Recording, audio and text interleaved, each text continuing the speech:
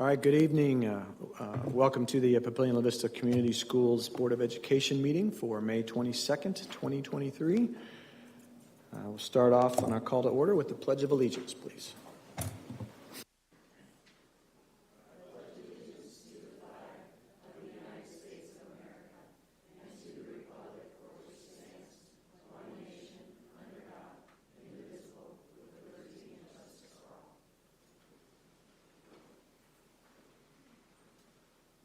All right, thank you very much. Roll call, please. Here. Here. Here. Here. Here. Thank you very much. I'll call your attention to the open meetings law posted at the entrance to the room, please. And with that, we'll go to Section 2, Communications, and I'll welcome Colonel Cooley from Offutt for our military advisor. Welcome, Colonel. How are you tonight, sir? Good. Thrilled to have. Thanks, ladies and gentlemen. Appreciate it, as always, the opportunity to be here and make sure that that the Offutt is doing its part to maintain this great relationship that we have with Papillion La Vista Community Schools. So, first off, congratulations on another successful school year. So, get the breather that the teachers and administrators absolutely deserve. We are entering a summer permanent change of station season, so a lot of people, a lot of kids moving around, and thanks for the support that we get from PLCS for getting kids enrolled, especially when they have non-standard and less than desirable time frames. So thank you very much for that. Entering springtime and going into summer, we have already evacuated our jets twice for hail. So I've been fortunate, and we've had only a little bit of hail hit the base, but I know we've had some huge, enormous hail that's been in the area. So we had a very busy evacuation season last year, or weather season last year. Hopefully, won't be quite as demanding, because that does pull a lot of air crew and maintenance people unexpectedly. We had a big exercise the 1st to the 5th of May. It was the readiness evaluation validation, and it was we were pretty successful. We don't have the official report from Air Combat Command Inspector General yet, but it was a pretty big muscle movement. We had simulated attacks, simulated chemical attacks, so a lot of dusting off of a lot of rusty skills, so pretty successful. Colonel Thompson, Wing Commander, my boss, is departing on the 22nd of June for her change of command, and Colonel Howard, the Vice Commander, will be fleeting up to be the Wing Commander on that day.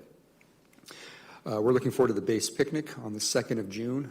The Offutt Advisory Council and the local community really goes all out for this, and I wanted to appreciate the opportunity for Bully Pulpit to pass that along my appreciation. We thoroughly enjoyed it last year and looking forward to it again this year.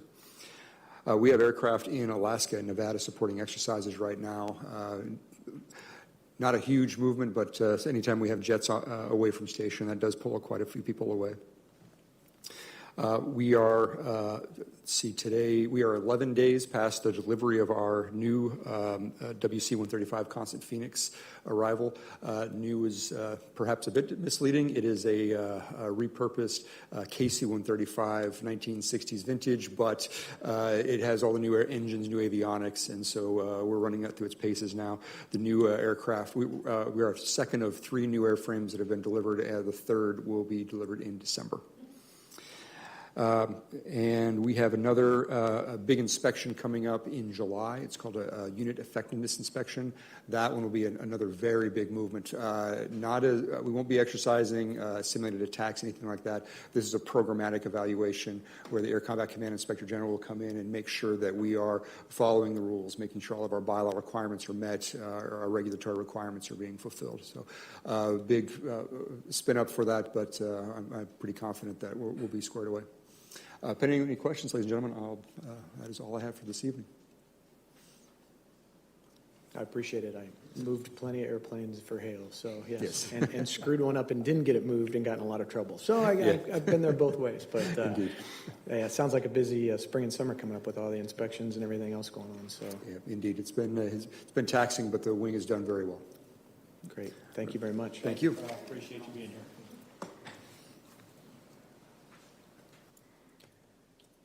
All right, next up will be our public comment for items not on the agenda. When I call you up, please come to the podium and state your name and address, and you'll get 3 minutes to speak. I think we decided it's 2 minutes, 15 seconds when the first beep will sound from Ms. Branco's timer over there. With that being said, I think we have 3 here tonight. So first of all would be Mr. Mike Erdman.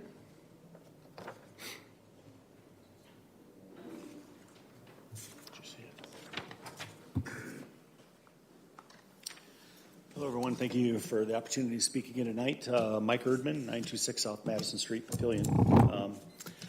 I know there will be a little bit of the board, or excuse me, the bond results a little bit later, but I'm here to just say a few thank yous about the bond passing. First, I want to publicly thank all the community members that voted to keep our outstanding district the best it can be by passing the bond request. Although only a 30% voter turnout, it was in favor of 2-to-1 margin that showed our district understands how much educational opportunities benefit our community. I, like many others in this meeting room tonight, and the greater community have benefited, or their children have benefited from prior bonds. And I was happy to vote in favor as a way to pay it forward. Whether it's academics, sports, or the arts, our district always excels, and it's because of the resources that our community puts behind it. Also want to publicly thank board members Valerie Fisher, Sue Ann Witt, Marcus Madler, Brian Lotus, and Skip Bailey for your support on the bond and your continued vision for the future of our district. Thank you for putting our district and students ahead of personal politics. Your common sense approach is the reason why we are continuing to have a great school district. But I also want to thank some players that really played a key role in this. I want to acknowledge and give a big shout out to our communications, Director of Communications, Annette Iman, for all our efforts in organizing and communicating an enormous amount of bond information. My first professional position out of college for 7 years was for a marketing and management research firm that specialized in focus groups, surveys, personal interviews, and observational data collection, extensive analysis, and report writing. I know what a monumental task it is to combine information from several collection methods, combine it, and present it in a succinct manner. It can be an overwhelming effort. Ms. Iman, I've always felt well-informed and understood all the data presented, all the timelines that were presented, and always having answers for questions asked. You and your staff are the true unsung heroes, the people behind the scenes that often get overlooked as the driving force behind major accomplishments. So thank you for all your efforts in communicating a massive amount of bond information. And finally, to all the recent grads, congratulations. Go out and make your way, and don't forget the opportunities given to you. My hope is in the future that you too will pay it forward, supporting bonds in the school district where you live to give future generations the same or better opportunities than you had here at PLCS. Thank you.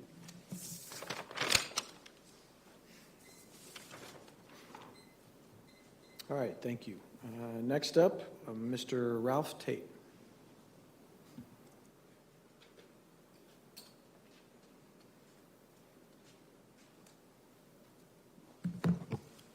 Last time it was too close. Good evening. My name is Ralph Tate, and I live in Papillion. Tonight I want to address a difficult social issue that is transgenderism, also referred to as gender dysphoria. It's wrong to play on children's emotions and feelings at a time in their lives when they are ill-equipped mentally and socially to deal with that subject. I'm specifically referring to children who by state law include all those under the age of 19. I recognize there are adults who choose to make such a transition, but as adults, they have the legal right to make that choice. Growing up is hard enough with challenges enough. I think part of growing up is finding the answers to the question, who am I? It can sometimes be a challenging question to answer. We all need affirmation as we grow up and try to make sense of the world around us. We as adults do not need to add to children's confusion by undermining the social and moral foundations they're trying to build upon. Learning to make good choices is part of growing up. Where's our compassion to help vulnerable children understand that their feelings are real, but that doesn't necessarily make them true?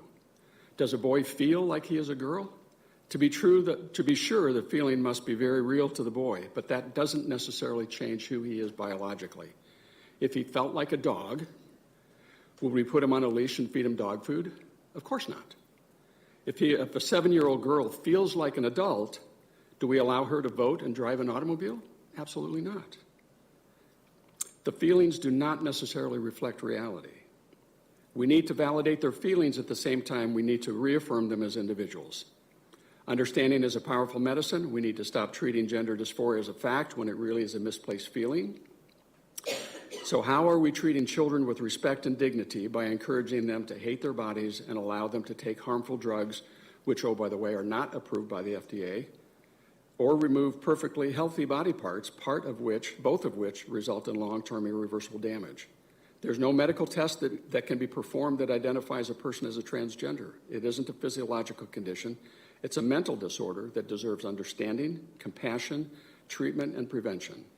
It's a feeling that can and frequently does change. In fact, according to medical research, more than 7 out of 10 children claiming to be the opposite sex change their minds during adolescence.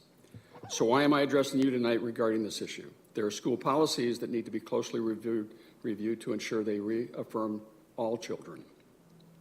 Books and school libraries need to be reviewed, and those books that promote and encourage gender dysphoria need to be removed, especially in elementary and middle schools, which of course brings up the issue of banning books. But I believe that is misplaced because I acknowledge that there may be parents and guardians who think transgenderism is acceptable, but they are free to check out books out of the public library, buy them at a bookstore, or purchase them online. All these options are available. However, the use of taxpayer money collected for public schools should not be permitted to push this social agenda. So thank you very much for your attention. All right, thank you. Last up, is it Daniel Lechner? Daryl, I'm sorry. You're right, those are ours. My apologies. As before, I spoke before, I just give my first name, and I am a La Vista resident. My name is Daryl Lechner, and I do live in La Vista. First off, I'd like to say thank you again. It is really refreshing. My daughters went to Parkview Heights Elementary. School was very much needed of that, and I want to thank all of our members of our community and the board for getting that need that was so needed. The principal's going to love it. They're going to be dancing up and down in the school. It just warms my heart. More than a third of my life I've devoted to children, and I'm not going to stop today, as all of you, because all of you have done this for our kids in our community. We're family here. I want to thank you all. You probably don't get enough thanks for what you do, and it means a lot to me. Outside of that, I did want to touch on it just briefly on the other thing, and I want to also thank our police forces in our area because they make our community even safer. I could not count the times how I've seen them reach out and devote so much compassion to those members in need of help, or just a little bit of compassion to get them through some very difficult times. Our police, our EMTs, our hospitals, they're all important to us, and a little bit of thanks goes a long way sometimes. One of the key things I did want to address too is I was a school bus driver for many, many years. I was on school buses before we had cameras on them, and I was on school buses after they instituted the old tape cameras, if you remember VCR and all that craziness. Most kids won't. But they have digital cameras now, and I am honestly thinking this may be something we need to look into in our classrooms, especially with certain behaviors getting out of control with various students. This could address some serious issues and could save our teachers, our staff, many heartaches in the future. We've been using those systems for years as school bus drivers. This could document, protect teachers, protect students, and other stuff, and answer questions rather than it being one person's word against another or kids, because I understand you take sometimes kids' words with a grain of salt. We all know they sometimes tell stories, sometimes they don't. I also want to ensure that we apply some protections to our teachers who are fighting there's an internal fight that they're trying to protect our kids too. They're scared. I'm hear little things from now and then. Most of who I hear from are from OPS teachers that are scared to come forward because they're fear of losing their job or backlash due to the transgender community. They're a very volatile community. They will remove people any way they can, and that's something I'm concerned about. Thank you again. Do any of you have any questions? Or okay.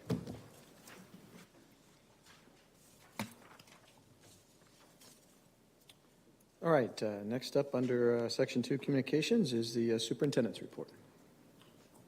Thank you very much, Mr. Bailey and members of the board. Happy Monday, everyone. We are in the last week of school. It doesn't seem possible. More on that later, but also want to echo the comments made earlier by a member of our community. It's been a successful school year. Thank you for our parents, our community members, and our board for making it so. For those that are watching online, as always, thanks for engaging with your Board of Education and staying involved with what's important to you, and that is our schools and our kids. I don't want to steal any of Ms. Iman's thunder, but I did want to lead with just a little bit about the bond results. We did get the certified results from Ms. Effington, the election commissioner, just about an hour and a half ago. Terrific victory. No other way to describe it. Terrific victory. And if you even want to go back and lump the last bond in with this bond, 2018, 2023, this community has supported the better part of $250 million in improvements for our kids. Improvements that will quite literally change the face of this community and this school district and the opportunity for kids and families to better themselves and to create opportunities. And I'm awfully proud to be part of that. The volume of support is staggering. To get, in politics, anything above a 60% win is considered a mandate. Last time we were at 67%. This year we were at 66.4%. We were hoping when the certified results came in we'd get to the 67. We didn't get there, but I'll take a 66.4. So I want to thank the community for putting your trust in us. I want to thank this board for your leadership. I want to thank our staff, our parents. For those that voted for us, thank you for placing your trust. For those that didn't vote for us, we're going to work really hard to make sure that that trust is well earned. Whether you supported us or not, you're still part of our family, and we're going to work really hard to make sure that that trust is not unfounded. So thank you again, but more on the results from Ms. Iman in just a little bit. Also wanted to congratulate our seniors. We had our board members attending the commencement exercises at Baxter. What a classy event for both Titan. Titan went first, graduated just under 500. Monarch went second. We had 475.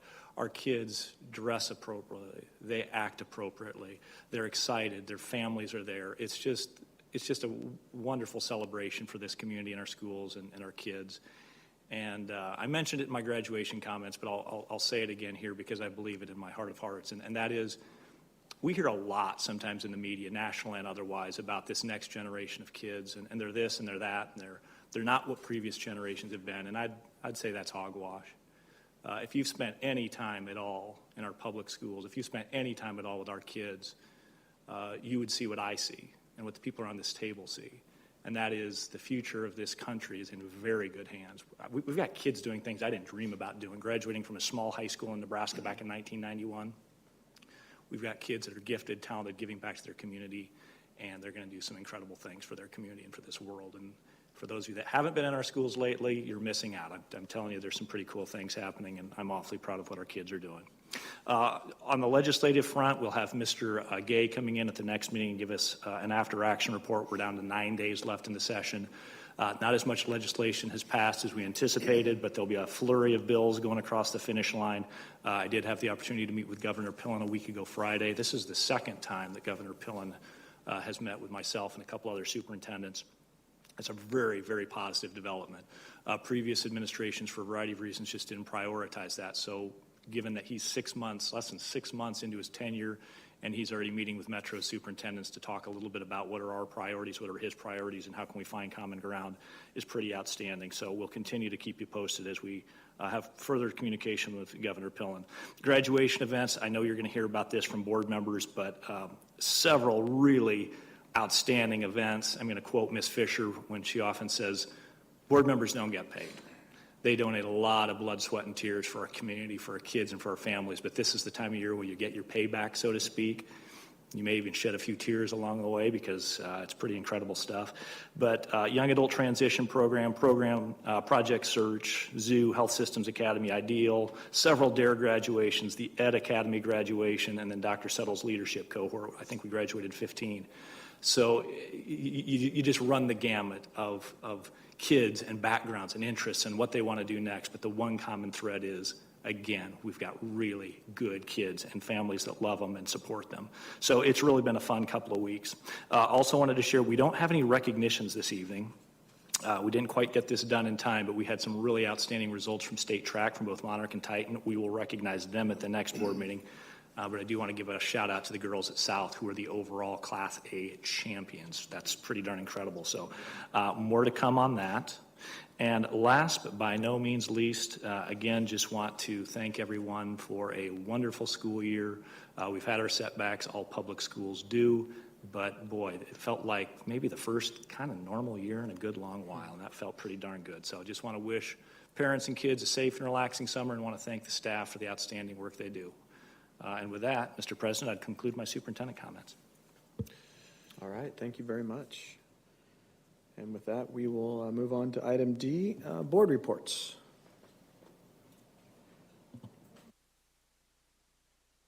Okay, I will start. Been a busy couple weeks, as you stated. Went to both the graduations. It was great to see. Do you have all your pamphlets that I can remind myself of what I went to? It was great. I mean, great weather. All the people in town, driving around the neighborhood, seeing all the graduation parties too. It's been great to see. I also went to the Monarchs Honors Night, which I think that had a record of 18-ish million in scholarships awarded to our graduating Monarchs. Always a great event there, and having the family out, the families out to support their students. We had the foundation board meeting last week, last Monday. Also was able to go to the first time this year. I went to both the YATP ceremony and the Ideal graduation. I wasn't able to hit those the last couple of years, so it was the first time I went to both of those. Great events, great staff in both those programs, and again, seeing the families come out to support their children is just great to see. And then I also went to the NASB legislative update meeting.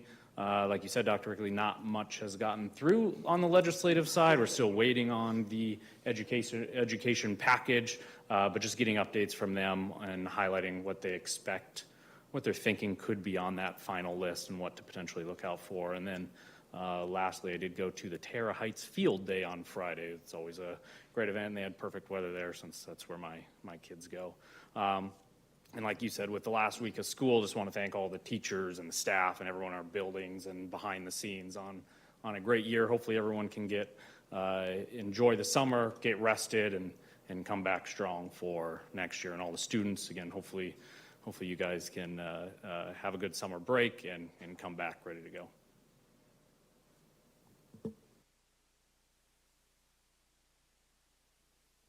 You took every single thing I was going to say. So, yes, these are all of the things that we went to from Honors Night, and these were after the last meeting because Honors Night for Titans was before that. So, Honors Night, Senior Health Academy ceremonies, the Senior Recognition Ceremony for the Zoo, the 2 commencement exercises, the YATP, Project Search, which is probably my favorite one to go to because those kids are just amazing, and their families are amazing. And then the Ideal program was the last one. And I want to congratulate all the graduates for their successful completion of their school year and wish them good luck in their future endeavors. 18 million was a little over 18 million for Monarchs, and I think it was close to 20 million for Titan, which is a record. So what that says to me is this school district does its job. Those kids are learning. They're doing what they need to do to get those scholarships, and they don't hand those out to people who are sloughing around. So congratulations to the parents and the families too for the hard work they do to see their kids get through their graduations. And thanks for all the things you said because they were everything I was going to say.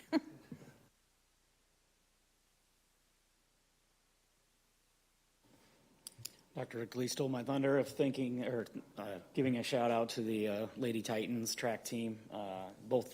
It was fun watching the updates all day. Wanted to get out to Burke. It's just such an exciting time out there. with the crowds and everybody in from all over the state of Nebraska.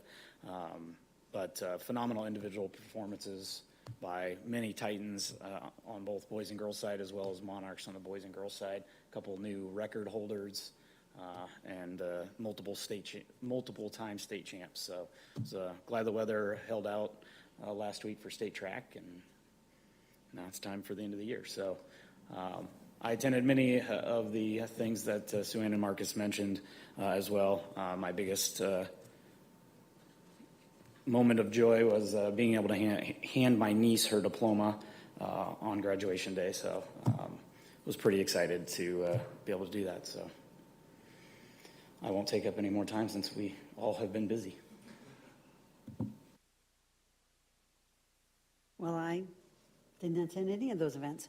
I was down south of Houston, Texas, taking care of my granddaughter. But I just, again, want to congratulate all of the students that graduated, their parents, their families, and our staff who made sure they got where they needed to go to be able to have that great accomplishment. And not that it matters to any of the rest of you, but I did get to go to my granddaughter's 7th, 8th grade band concert, where I did get to see a celebration because she was named the outstanding 7th grade band student of the year. So I did get to have some celebration and in person with her for a change. So, but it just, this time of year, I could see it even down there in Pearland, Texas. You know, the excitement with families and kids as they're getting near the end of the year. Graduations were happening. I actually flew back with some family members from West Point, Nebraska, who were down in Houston for their granddaughter's graduation from high school. So it's neat to hear other people talk about the excitement that they see. So just thank the other board members for being present for those events. And again, wish everybody a really great summer as we're getting ready to wind down the rest of our kids at school as well.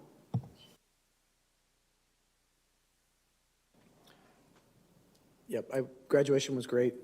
I heard from a number of parents from both Monarchs and Titans that my speech was the best because it was about 3 lines long and we were done. So, but no, it's fantastic. It's fun to be able to sit up on that stage, but it's better to stand at the podium and watch. This time we got them all to throw hats, which was fantastic. So to get it to watch that from that angle, it was amazing. But I was able to attend a few things. I enjoyed the heck out of it. It is an amazing time of year. As the husband of a teacher who has 2 days left, she's excited. I know all the teachers are ready to be done for a few months, and they have done an amazing job, and we just can't thank all the teachers, all the staff, the administrators, all the hard work you guys did. Your statement was right. Good to kind of feel like a fairly normal year for the first time in a while. So, but I did want to thank everyone for all the hard work for this school year. Anything else for board comments? All right. Well, then I will move on to letter E, committee reports. First, buildings, grounds, and finance. We have not met since last meeting. We have a meeting scheduled for next Friday. Okay, thank you. Human resources and student services. We did meet last week. Our agenda item was strictly on the 5000 series. We did an in-depth review of all the changes recommended for each of the policies that you see in your packet today. We did talk about all of the different suggestions for changes that were submitted and reviewed them all, and do support the presented changes as we discussed. All right, thank you very much. And third, curriculum and Americanism. The Curriculum Americanism group did meet this past week. And the 2 items that were really covered in that meeting are the math standards, which were on the agenda this evening, as well as the first finalized book review. So that is also on the agenda this evening. All right, thank you very much. All right, that wraps up Section 2, communications. Moving on to Section 3, action items. Action by consent. Move to approve the action by consent agenda. Second. I have a motion by Ms. Witt and a second by Ms. Fisher. Any comments? Roll call, please. Yes. Yes. Yes. Yes. Yes. Thank you very much. Item B, board meeting minutes of May 8th, 2023. I'll make a motion to approve the board meeting minutes of May 8th, 2023. Second? All right, thank you. I have a motion by Mr. Madler and a second by Mr. Lotus. Any comments? Roll call, please. Yes. Yes. Yes. Yes. Yes. Thank you very much. And item C is the adoption of the math standards. Ms. Siri? That's right. Good evening. Yep, so last month you may recall that I gave you an overview of the Nebraska State College and Career Ready math standards that the state board adopted in September. And tonight we're really looking for a motion to adopt those math standards so we can start in our toolbox process to get those aligned and implemented for our students. I'll make a motion to adopt the Nebraska College and Career State Math Standards 2022. Second. All right, so I have a motion by Ms. Fisher and a second by Mr. Madler. Any comments, discussion? Okay, roll call, please. Yes. Yes. Yes. Yes. Yes. All right, thank you very much. The last item under action items, the ESU 3 driver education contract. Is that Mr. Richards? Thank you, Mr. Bailey. Each year we renew our agreement with ESU 3 to allow our students to take driver's education through the Educational Service Unit. And, that's tonight. So they did raise it for the first time I can remember. So I think with gas prices going up, they raised it $50 a person. It went from $350 to $400. I would still recommend that we go ahead and partner with ESU 3 to provide those opportunities for our students through that program. Happy to answer any questions if you have any on that. I think we talked about it last year when we did it, but can you remind how many kids signed up for this? How many of our students? I'm not exactly sure. Yeah. I see it does have the minimum of 15, so obviously it has to be. Yeah, right. 15. We usually have at least a couple dozen sign up. Yeah, okay. And I think Mr. Madler, as Mr. Richards reminded our administrative team this morning, just because we have this contract with ESU, students aren't obligated to use ESU 3 if they want to go to Safety Council for driver's ed. If they want to go to Cornhusker Driving School or another private driving school, they certainly may. That's just one more option for kids and families. And this is just for the parents to pay. Correct. We don't have to pay it. It's just if the parents want to, they have the ability to go through ESU 3. Yep, that's correct. I was going to ask both of those that he did. If you have a child in school that wants to take driver's ed but they can't afford it, do we offer any help for that, or do any other programs offer help for it? We typically don't offer help for that type of program. Any type of program that is students on a free and reduced lunch here in the district, and it's a district program, we do provide help with any of those fees, but since it's an outside program that offers it, we don't.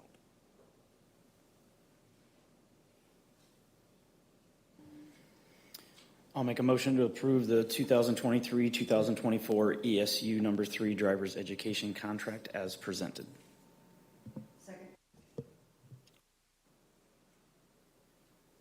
All right, thank you. I've got a motion by Mr. Lotus and a second by Ms. Fisher. Any further discussion? I have one more thing. Sure. If we don't get the minimum, what happens then? We've had that happen before, not in this district, but I've seen it happen. ESU usually allows those students to still participate. All right, thank you. Anything else? All right, roll call, please. Yes. Yes. Yes. Yes. Yes. All right, thank you. All right, we'll move on to Section 4, discussion and information items. When we get down here toward the D&E, we do have some comments for items on the agenda, so when I get to those items, I will have those folks come up and speak. We still have the same rules. When I call you up, please provide your name and address, and then you will have 3 minutes to speak, just like before. But before we get to those, we will start with item A, which is the 2023 bond election results. Ms. Iman?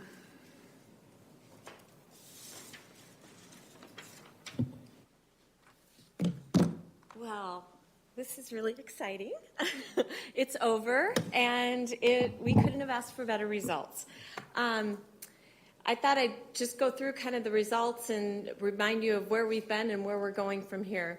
Key messages haven't changed all the way through. Safety and security, updating our older facilities, serving the projected growth of student enrollment, no tax rate increase, and then the importance of returning your ballot by May 9th at 5 o'clock. Just a reminder of where we wanted to go. We had set that range of 30% to 40% voter turnout. We had wanted the 10,857 was 60% voters of the 40%. So our goal was to at least reach the 9,049 vote for the bond issue, and we actually exceeded that in our overall results.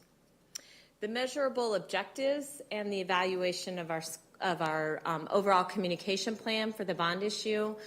So these are the objectives that we outlined in our communication plan as we were putting together what the steps were going to be in all the activities that we've shared with you throughout this process. So the first one is to develop a bond proposal that the majority of the voters can support. I said by 60% or better was the goal, and we exceeded that. To utilize research to drive our communication plan. We utilized that if you think about the survey and how we adjusted our communication strategy based on the survey results. To create an awareness amongst all of our voters, which resulted in a success. To inform the community of key points, securing those 9,049 yes votes, which of course we actually exceeded that. We ended up with 9,800 and some yes votes. Build the knowledge of our staff, so staff could be information providers about the bond issue. We actually are assessing that on our staff survey. We're asking them their level of knowledge with the bond issue. And we're also assessing the overall communication efforts of the bond issue on our parent survey as well, to just really measure each of these objectives and see where we're at. And then to secure 30% minimum voter turnout with a goal of 40%. And of course, as you all know, we ended up at the 33.42. What worked? And we talked about this a lot as a team. The engagement process, I think the thing that made the informational piece of the bond campaign people not as active in it was the engagement process that we did leading up to developing what projects had to be in the proposal. And I think we got better engagement from our community in the fall, if you remember the community forums and some of the things that we did as they were providing that feedback on what specific projects were included. We didn't make any major changes through that engagement process because basically what we heard is that it's the right proposal. And what we found in our formal survey, which is almost scary how accurate that survey was, which generally does not happen, was that it was indeed the right proposal. So I think that engagement process was a really effective part of the overall success of this campaign. The overall communication strategy, I think adjusting that to add more of the direct mail pieces and the social media pieces because we weren't getting people to the face-to-face events was something that was very helpful, and we're going to measure that in the post-bond survey. The repetition of the message. I think one of the things that I have to mention about why I think one of the things that went really well was we had an amazing Vote For group. That worked really hard. The leadership of that committee was absolutely outstanding. And they did a lot of different things like the billboards and the text messaging, and they really adjusted their strategy for how to reach out for the Vote For that wasn't in place. The other thing that I think was really good for them is that Vote For political action committee has been in place since the early 90s. So there's just a group of community volunteers that keep up the paperwork. Every year they file the reports. And so when they were ready to start, they had the seed money from the Political Action Committee from the 2018 bond issue, and I think that that was really important. And then the other thing, and you all know, I was really nervous about a special election. I think this special election worked for us.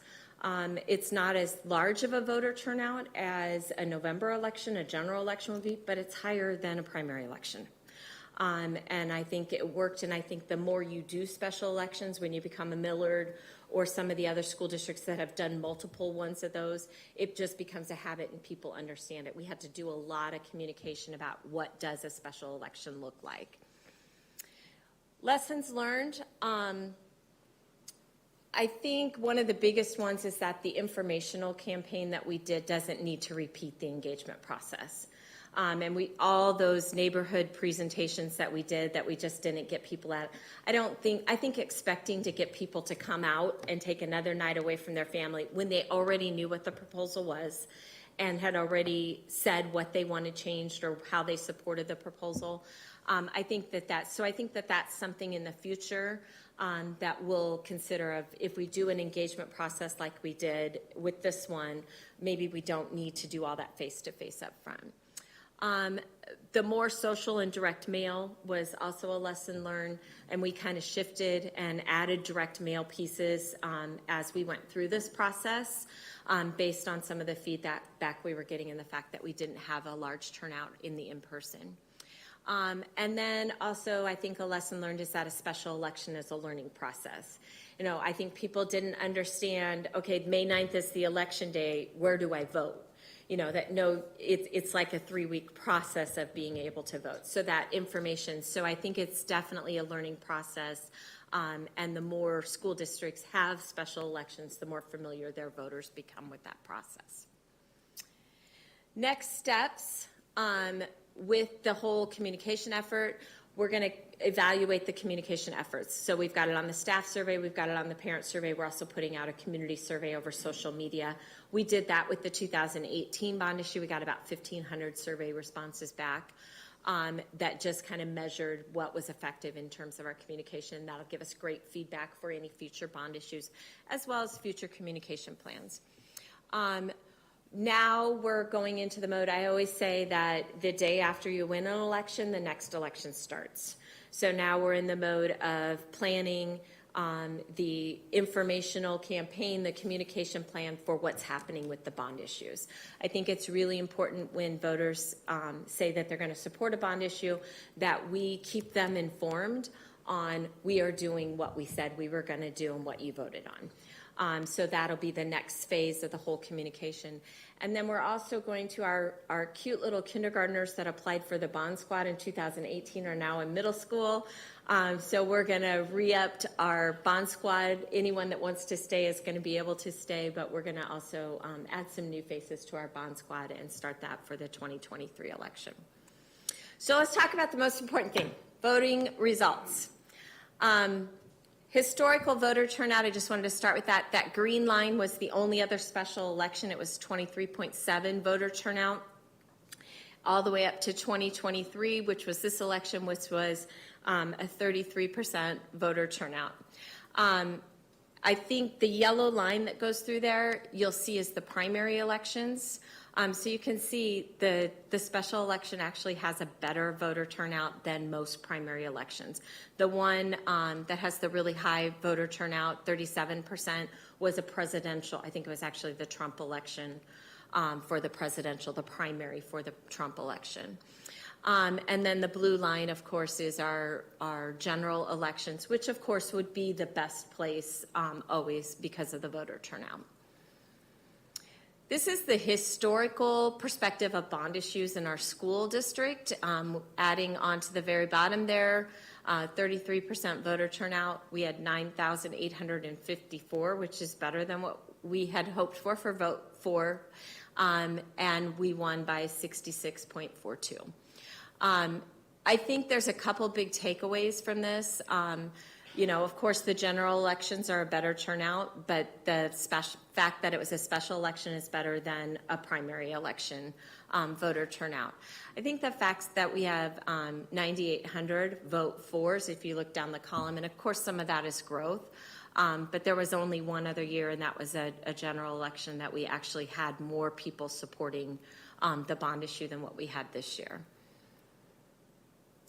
These are the ballots that were returned in the timeline. There were 486 ballots, and these are not the official results. Emily's supposed to be getting me those. She's given us the total. She's certified the amount, but she's getting me the breakdown by day because there were some ballots that came in after she had ran the report and sent me these numbers.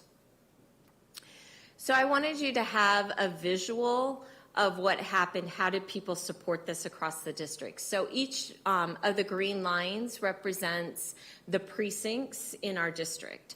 So those are all the precincts, and I know the numbers are really small, but you can see the schools that feed into that particular precinct. I think it's really important to note that white line that goes through there is 50%. We carried absolutely every single precinct in our entire school district. Not one place in our district did voters say they did not support this bond issue.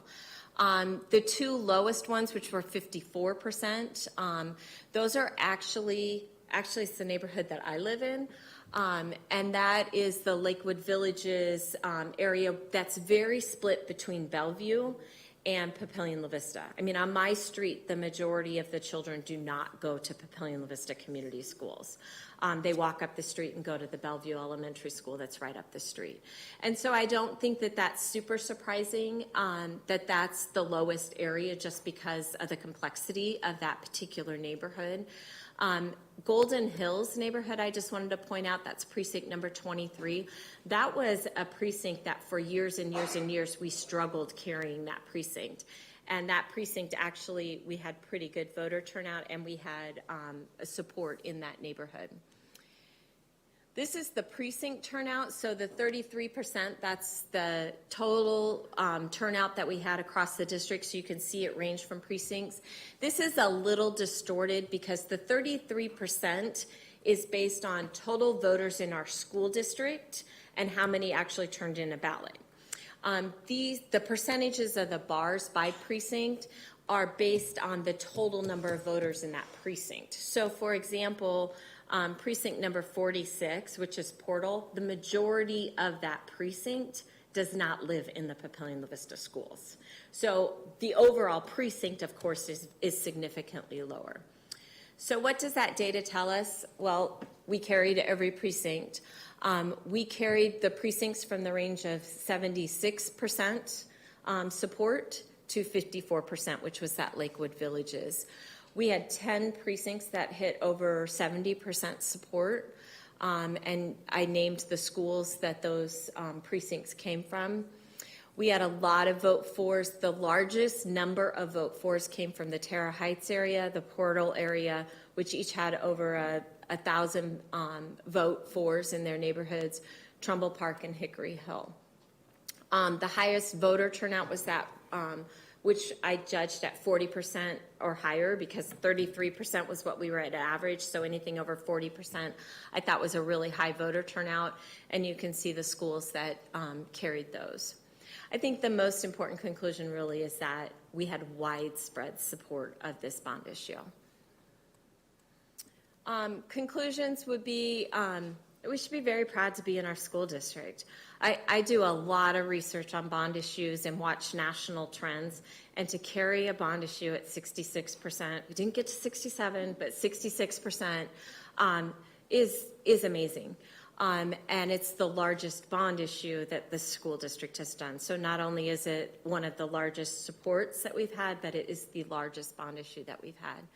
And then that 33% voter turnout, I think the most important things is that it's a statement from our community about our public schools. And I say that all the time about bond issues, and all the research shows is that bond issues aren't just about the projects. Bond issues are people's ability to vote about what they think about your public schools. And the fact that we had 66% of our community vote strongly for our public schools really says a lot about the efforts and the leadership that you as a school board and Dr. Rickley as our superintendent provide us. Questions? Thank you for the overview. One random question. Do we know how many votes came in after the deadline as far as the information goes? Like the mail-in ones? I don't know, but I'm thinking that will be on her final report that she's going to send me. I talked to Emily this afternoon. She's been amazing. And I know this was one of her first major special elections, and she's just been amazing to work with. She's going to send me a report of each day in the ballot, so it might be on there. Interesting fact, though, if you look at the website, there's a difference in numbers, the total votes and the total votes cast.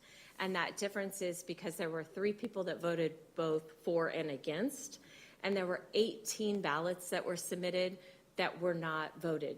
They were not completed. They were mailed in, signed, and they forgot to mark either for or against on the election. So that number I have, but I don't know how many came in after the date. Just interested how many mailed it in too late and didn't get our messaging. It would be an interesting fact. I hope that's on this report. Yeah, perfect. And then you're talking about the percentage, 66%. And Dr. Rickley, I want to ask you this, just for no reason. Westside also had a bond that day. What was their percentage? I believe it was a smaller bond and 63%. I do love my brothers and sisters in Westside, and I want to give them congratulations, but the competitive part of me says go Papillion La Vista. So there's that. Thanks. I want to thank the community. 66% is very strong, and I think it shows that the majority or 2/3 of the voters were looking at this as an investment in the students, the school district, and the community as a whole. Again, the better schools, the public schools that you can have in this community, the better the community as a whole is, and the better outcomes for the students to then come back to those communities and provide services and start their families and just like a number of us have done as graduates of this district. So I want to thank the community for their support and their trust in us of giving us this go ahead. And now the hard work begins is putting the money to use and building out everything that we promised. And I'm looking forward to helping that process as well. So thanks for you and the team of everything that you've done over the last, I think 18 months ago was our first meeting on it. So it's been a while. Oh, it's been a while. Yeah, thanks. You hit on something that's key for me, and that is the continued communication as we move forward with these projects. Because we owe it to those not only who supported this bond, but those who didn't, to say that we are doing the right thing, that we're following through with the promise that we made with the projects that we said we would be doing, and making sure that the community is aware as each one of those projects is coming to fruition. So I really appreciate that continued communication and how important that is as we move forward, because that's what's going to set success for the school district for bond issues in the future, is how we always follow through, communicate, and stick to the plan. So thank you.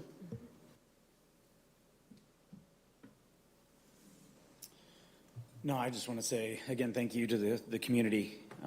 For those that maybe didn't know or don't know, bonds are the way we can do big things. We don't have the annual budget to build a new elementary school or to expand or renovate buildings.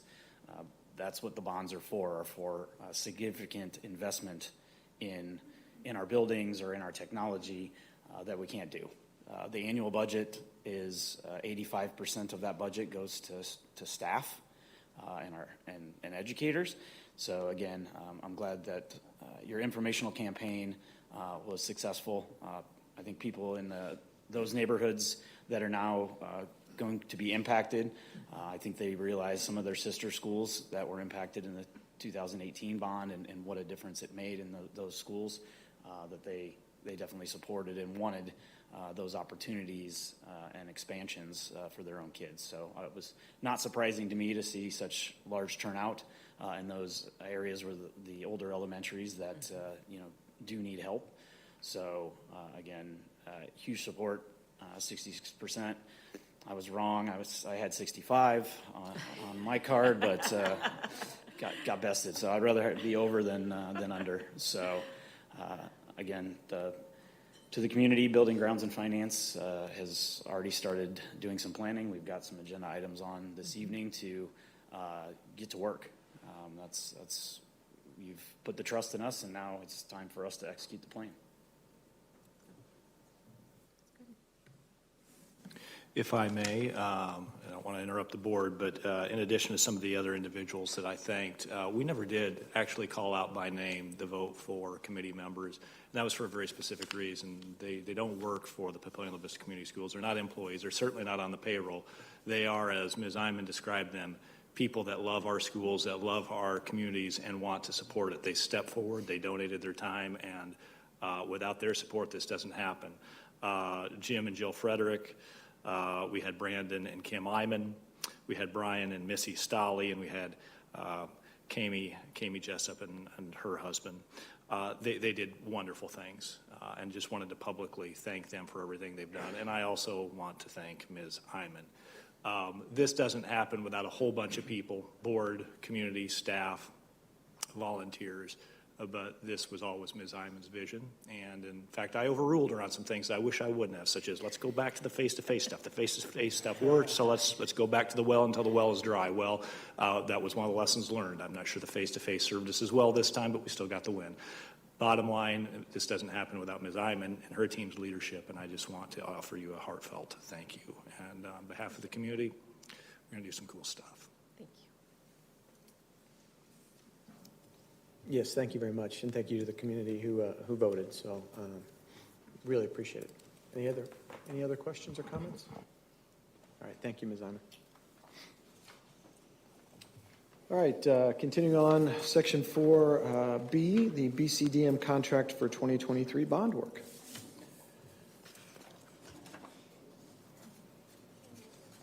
Sorry, good? Oh, you guys are freezing. The air is blowing right here. Not real warm. Very, yes, even you are. Not real warm. No, sorry about that. Warmer on that side. Should we do it like they do in elementary, stand up and like to go around your chair, you get a little blood flowing? All right, sorry.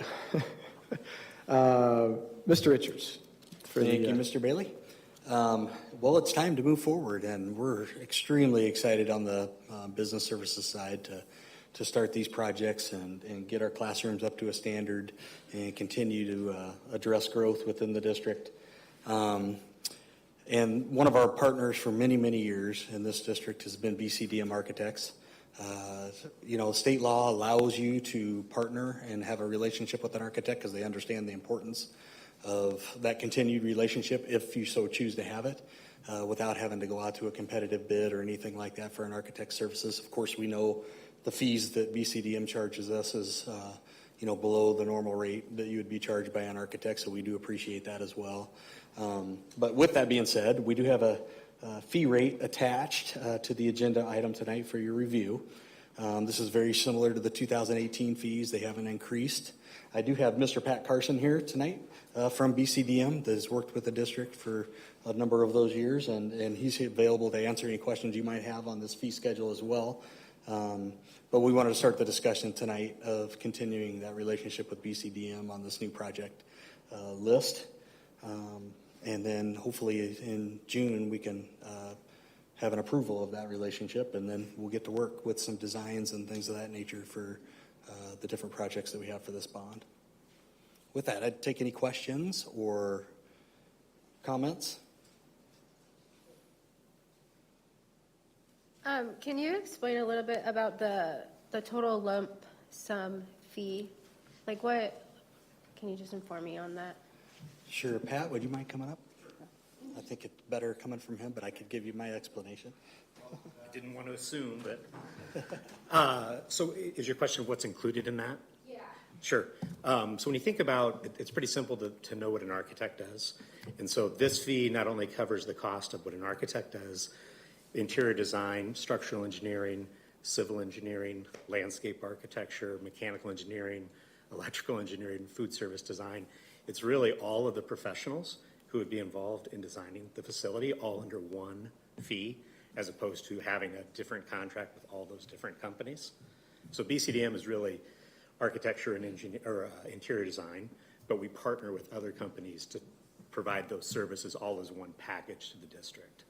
Does that answer your question? Yeah, so with that whole lump, you're basically like paying out the people, right? Yeah, the same way a general contractor is going to hire a plumber and a drywaller, et cetera, we're going to hire all of the specialty designers to be underneath us. Sure. They're also, I would add on, they're a partner throughout the whole steps of the construction process. So they're helping, they're part of the team with the construction, overseeing Right. construction a lot of times. Yeah, generally about 25% of an architect's fee actually takes place during construction. So about 75% of it is pulling together what you might think of as the drawings and the specs, but the last 25% is staying with it, to Mr. Richards' point, all the way through construction. We paid this up front, and then like further down the road, we'll pay another lump sum, or no? No, these fees are paid along the way as services are rendered. Okay. So this just gives you an idea what it's going to cost as we Okay. move forward. For example, we're just finishing up some 2018 to bond projects this summer, and we'll Right. get some final billings from BCDM on that is included in your chart today. Yeah, these So dollars, we pay as we go. Okay, they'll spread out over 4 years or however long it takes to build the projects out. okay, got it, thank you. Mr. Richards, did I hear you say that the fee structure has not changed since the last time we went through this process? That's correct. I think that's noteworthy. BCDM has been a wonderful partner, predates me, and I suspect the partnership will go on long after me. But in this inflationary environment, in this job market, to be able to deliver the same quality of service that you always have and to not, frankly, jack up the prices, I think speaking from the taxpayer perspective, that's much appreciated, and really appreciate you holding the line on that, Pat. Thank you. Part of the reason is you guys are a good group to work with. So it's easy to do it when you like working with the people you're with. I think that was probably with Doug Lewis, but now that he's working with me, he rethought that a little bit. But no. I would point out too, just on the fee schedule, having that partnership with BCDM, who's developed that template for the new elementary schools that we build, that saves us 3% on architecture and engineering fees by doing that.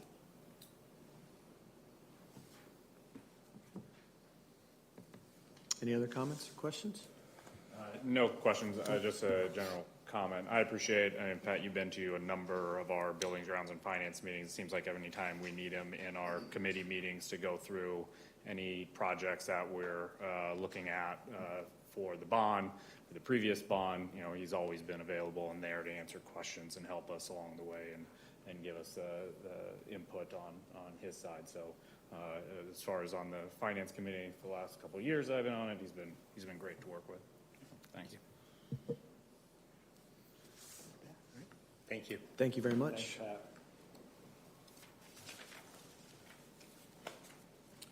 All right, item C, under section 4, softball and baseball field leases with city parks. Back to you, Mr. Richards. Yes, now the fun part comes as we get moving forward with these projects. We've been talking to the cities for several months on the best way to proceed with improvements of the fields. And we've appreciated that partnership for a long time in this district to not have to build your own baseball and softball field and have that partnership with the city is just a great thing. It saves taxpayers money because we don't have to have dual facilities for both the district building them and the city building their own. We have a good relationship in sharing those facilities across the board, not only in baseball and softball. But thank you for the partnership with the city of Papillion and the city of La Vista. You'll see in this packet that each city kind of preferred a different type of agreement, interlocal agreement or a lease. Pretty much does the same thing on our end as far as what we're able to do as a school district, and that's invest a substantial amount of dollars into their facilities where we're going to be able to take control of those facilities for the most part and do the things that we need to do for our students with a limited partnership from their end. Like I said, they've kind of secluded these fields for us in the past for just our students in the Legion baseball use or the club softball use over at City Park. So that's been a big commitment right off the bat before we even started talking about the lease and the interlocal agreements. I think it's also this would be much more costly for us if we had to build those facilities and try to find the land, buy the land, and the infrastructure for the parking lots and all the things that, and the utilities that needs to go into these type of facilities. So that's important that we point that out as well. On our end, you know, a 25-year agreement was critical, that we get that much if we're going to put that much money into it. Both cities were good with that. And working with us and having that 25-year commitment. You know, I think from their end, they just want a commitment from us that we're going to take care of the facility, that, you know, they understand that turf fields last about 10 to 12 years. They're getting more use out of them now with these turf fields, with the products they're developing through engineering and that type of thing, to where they're lasting longer. So we're anticipating about a 12-year use out of those. 10 to 12 years you're going to get, for sure. So you'll see in La Vistas, they'd like to see, there's a little clause in there, they want to make sure we replace the turf at the 12-year mark or so, so that it lasts the full 25 years. So that was their concern. Of course, we're going to do that for safety reasons for our student athletes that play on that field. Tonight, we just bring this for discussion and for any comments or suggestions that you may have within the lease or interlocal agreement documents. And then we'll bring it back ready to roll in June for your consideration for approval. I just have a comment. Oh, sorry. Go ahead. I just have a comment. Bryn, the agenda was presented to us on Friday. Just reading over it, obviously being at the last Building Grounds and Finance meeting when we were talking about the priority list, Brian and I, if the bond passes and if it does not pass. Well, I'm all for this, obviously. Come from a big sports family. I just wanted to, reading this, it looks like we're prioritizing this first over safety and security, which I know isn't the case, obviously, because you have to go through all this with the attorneys. So I just wanted to point that out there, that we did talk about safety and security, which we were prioritizing in the meeting, because just reading this, it looks like, oh, so now they're doing the softball and baseball fields first, you know what I mean? Yeah, I'm glad you brought that up. It's something to understand a little bit. So when we do designs for safety and security and the elementary classrooms, they're going to be high priorities, of course, but that's going to take a little longer design time with BCDM. This is a project that we thought, the baseball side, that maybe we can get going right off the bat in the fall. Because it's limited design. They've done a number of these fields. There's a cycle involved here where the baseball team plays through the end of July and then is off for until next spring that we have a chance to do a project. And this is one that's easy design, easy quick bid, that we could get right off the ground. The other ones are not going to be that way. So I'm glad you brought that up for us to talk about with the community, to let them know that most of the projects probably won't see in the dirt project kickoffs until the spring of 2024. Because right now BCDM will be going through all the design work on the kickoff projects that are determined to start first in the spring of 24, which we've got a lot of them on the list right now. And then you got to go out, we got to get a construction company, we've got to go out for bid.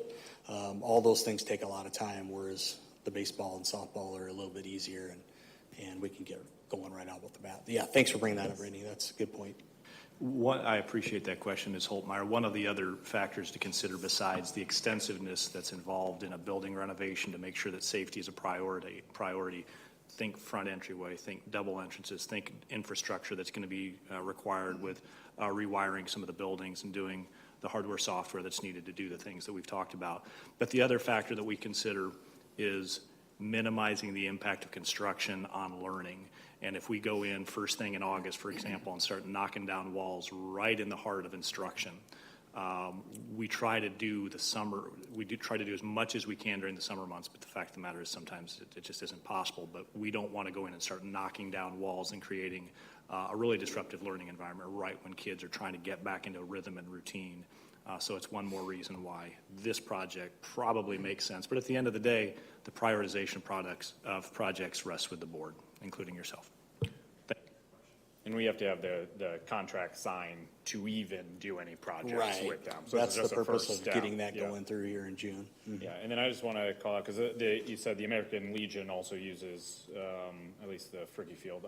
The assumption on my side is that when we take these over, we will also continue to let our Legion team play. Absolutely. Yeah. You know, there are students and they're builders for our programs as well. And We've been involved in a number of meetings with the Legion as well, and they've had a lot of say in what they'd like to see at the parks. So it's been good conversations with them as well.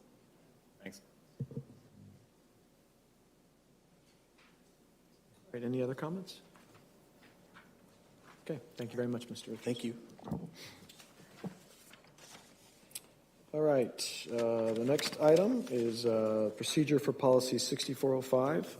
Ms. Siri, before you begin, we've got a couple of comments for items on the agenda. So please remember, I'm going to call your name and come up to the podium and give your name and address, and you'll have 3 minutes to speak. So first is Melissa Helsel.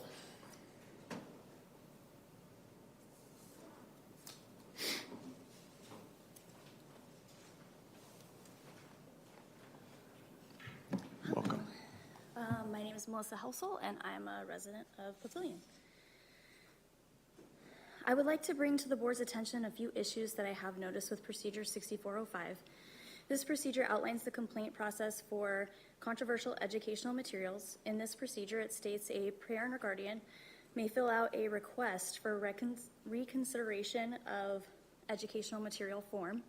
However, there's no form on the website or in this section. The only thing resembling a form is embedded in the site page. There's no downloadable or fillable document or online form to fill out. It seems like this could be made easier and more accessible by having a digital document or website form. In this procedure outline, it also states that when a complaint is filed, the assistant superintendent can put together a committee of 1 teacher, 1 administrator, 2 parents or guardians, and a school librarian. However, there's no verbiage in this part of the procedure for steps that will be taken to ensure that the selected committee is an unbiased committee. Also, as the procedure states in Section B, and as Dr. Ickley has pointed out, a parent or guardian can request their child not be exposed to certain materials.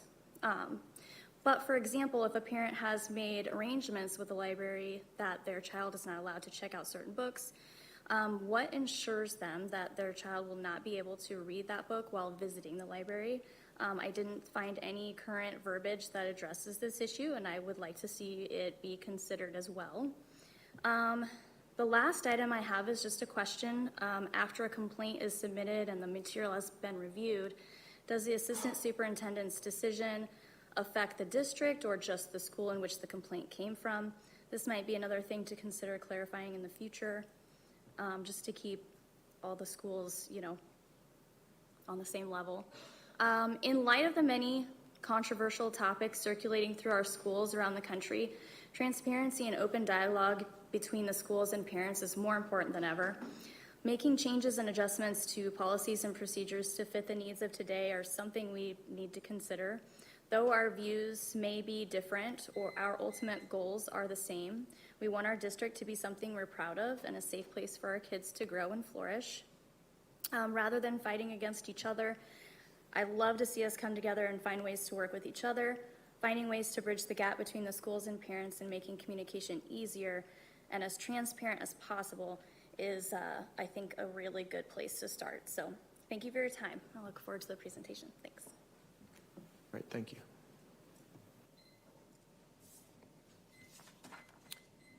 All right, second up for Procedure 6405 is Ms. Tiffany Carter.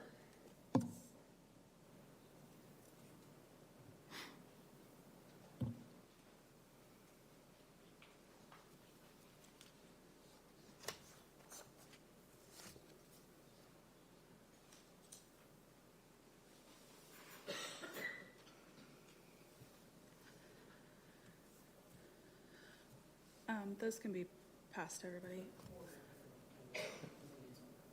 Okay. We don't pass them out during the meeting. We can Okay. pick them up after the meeting. Okay. Well, I guess I'll have to change what I say a little bit because I gave it to you so you can look at it while I'm speaking, but hopefully you'll remember what I say. My name is Tiffany Carter. I live in Omaha, Nebraska.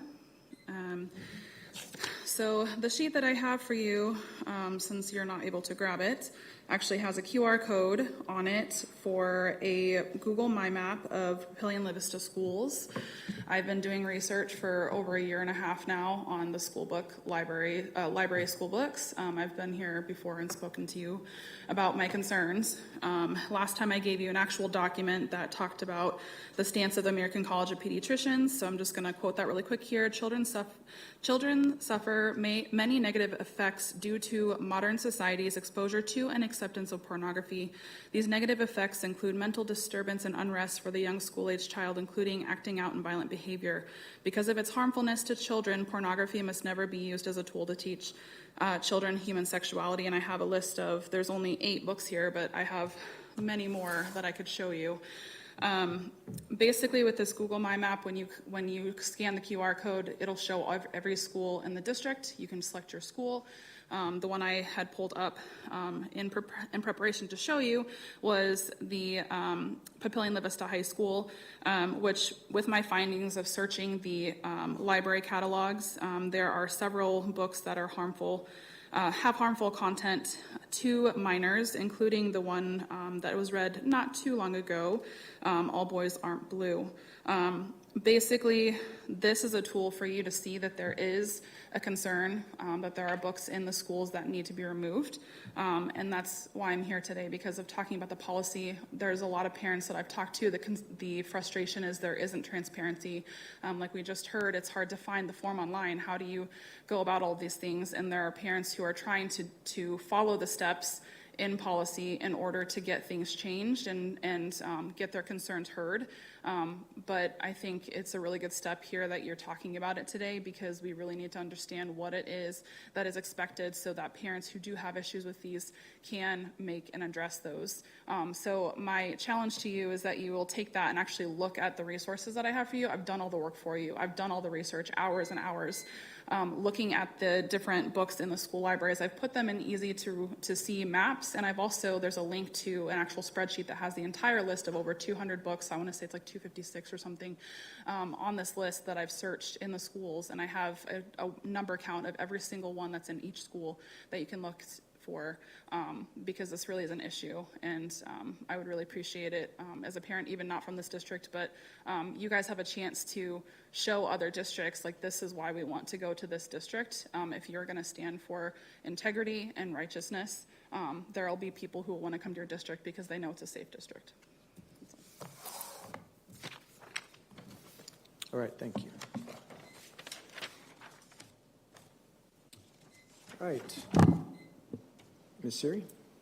Yes. Okay. Good evening. So tonight I'm going to visit with you about the procedure and process that is directly outlined in Board Policy 6405.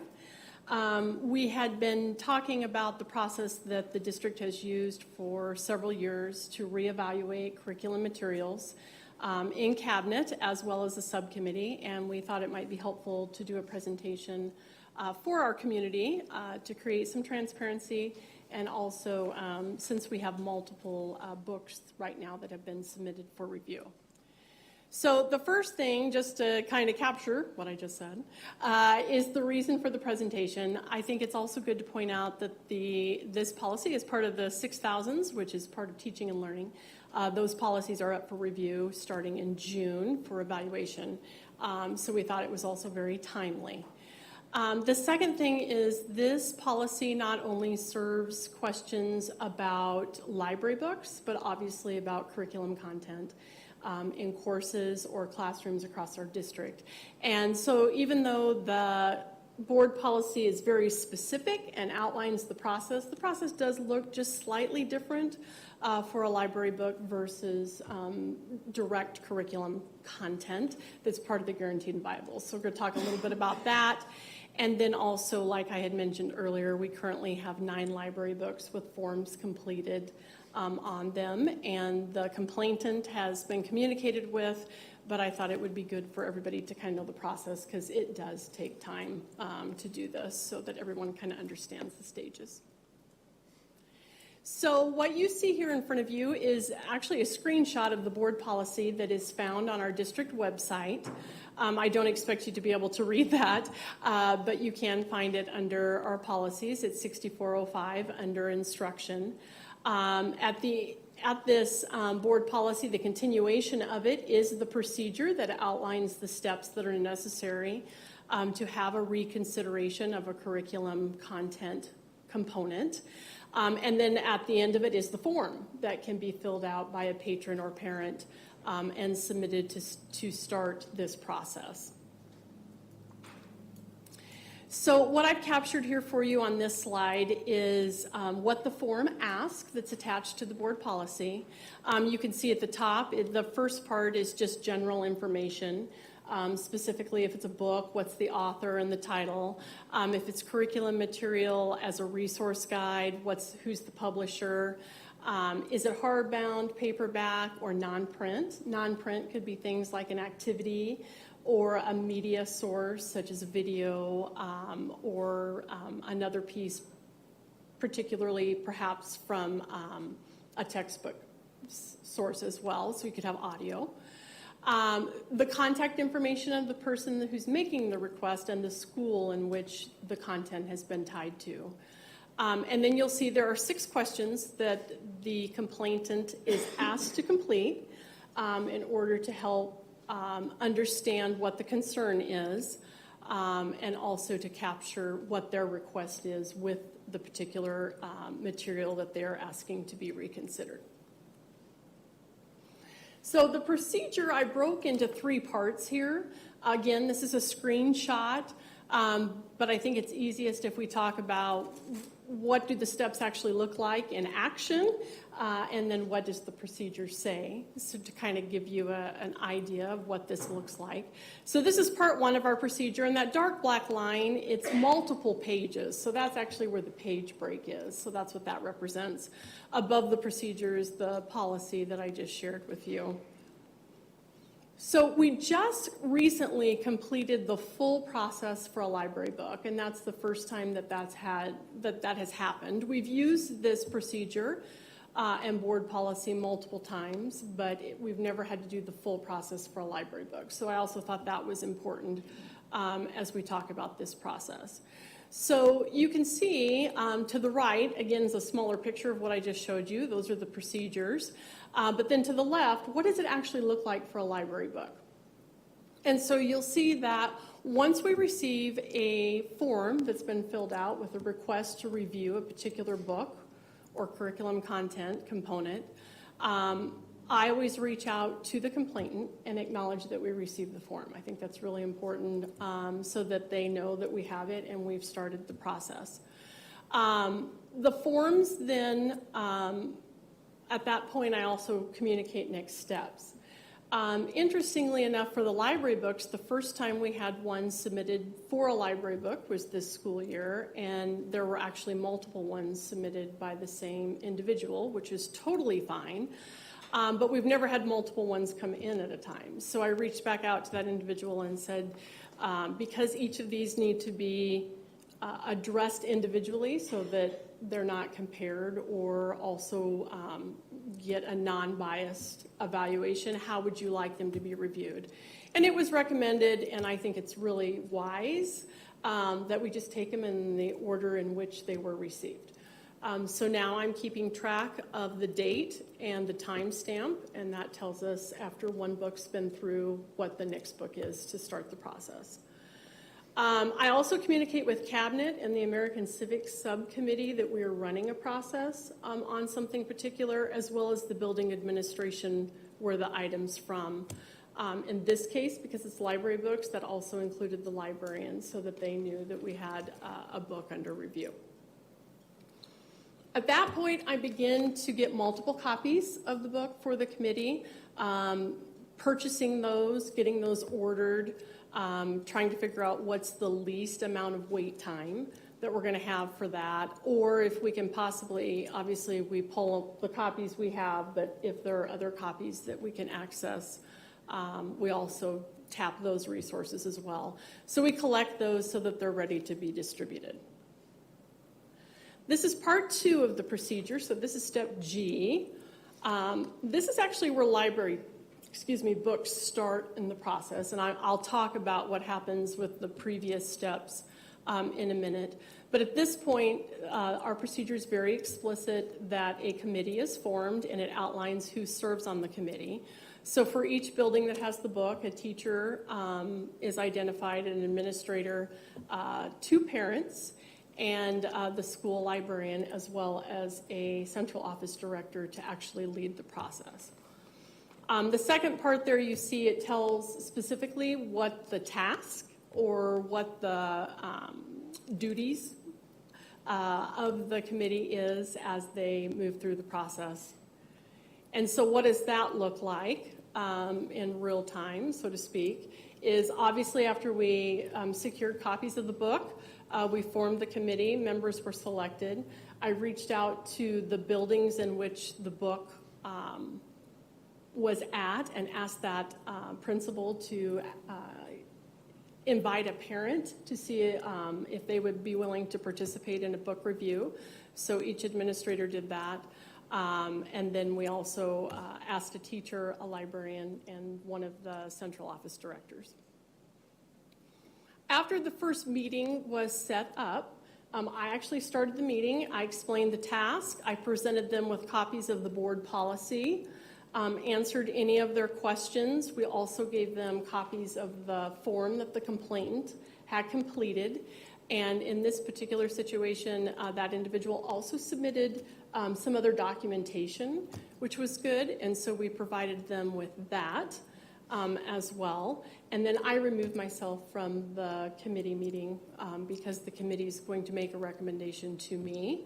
And at that point, the director took over the process.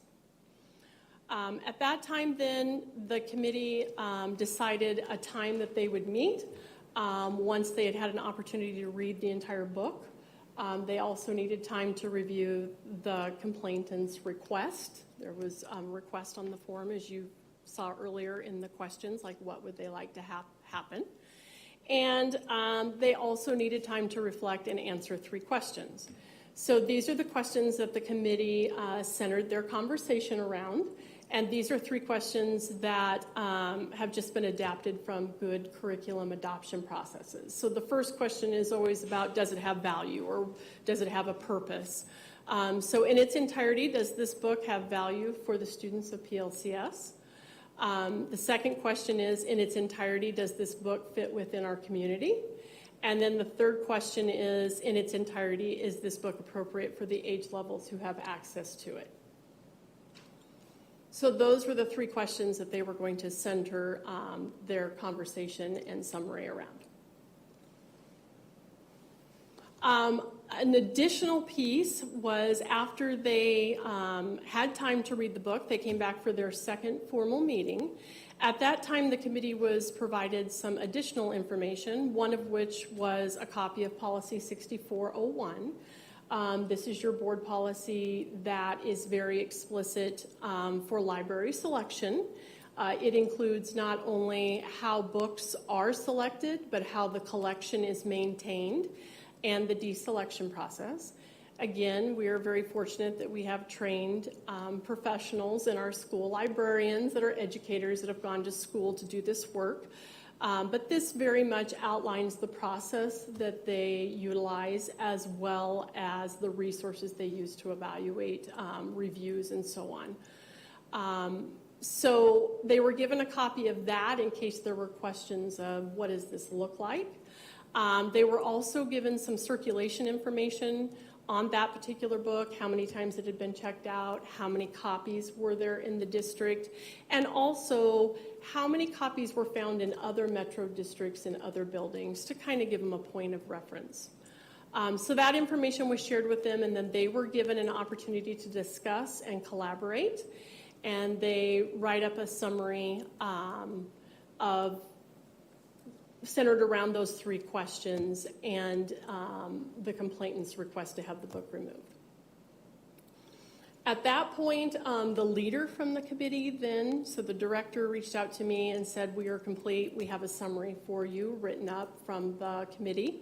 I met with that individual and they talked through the results and how the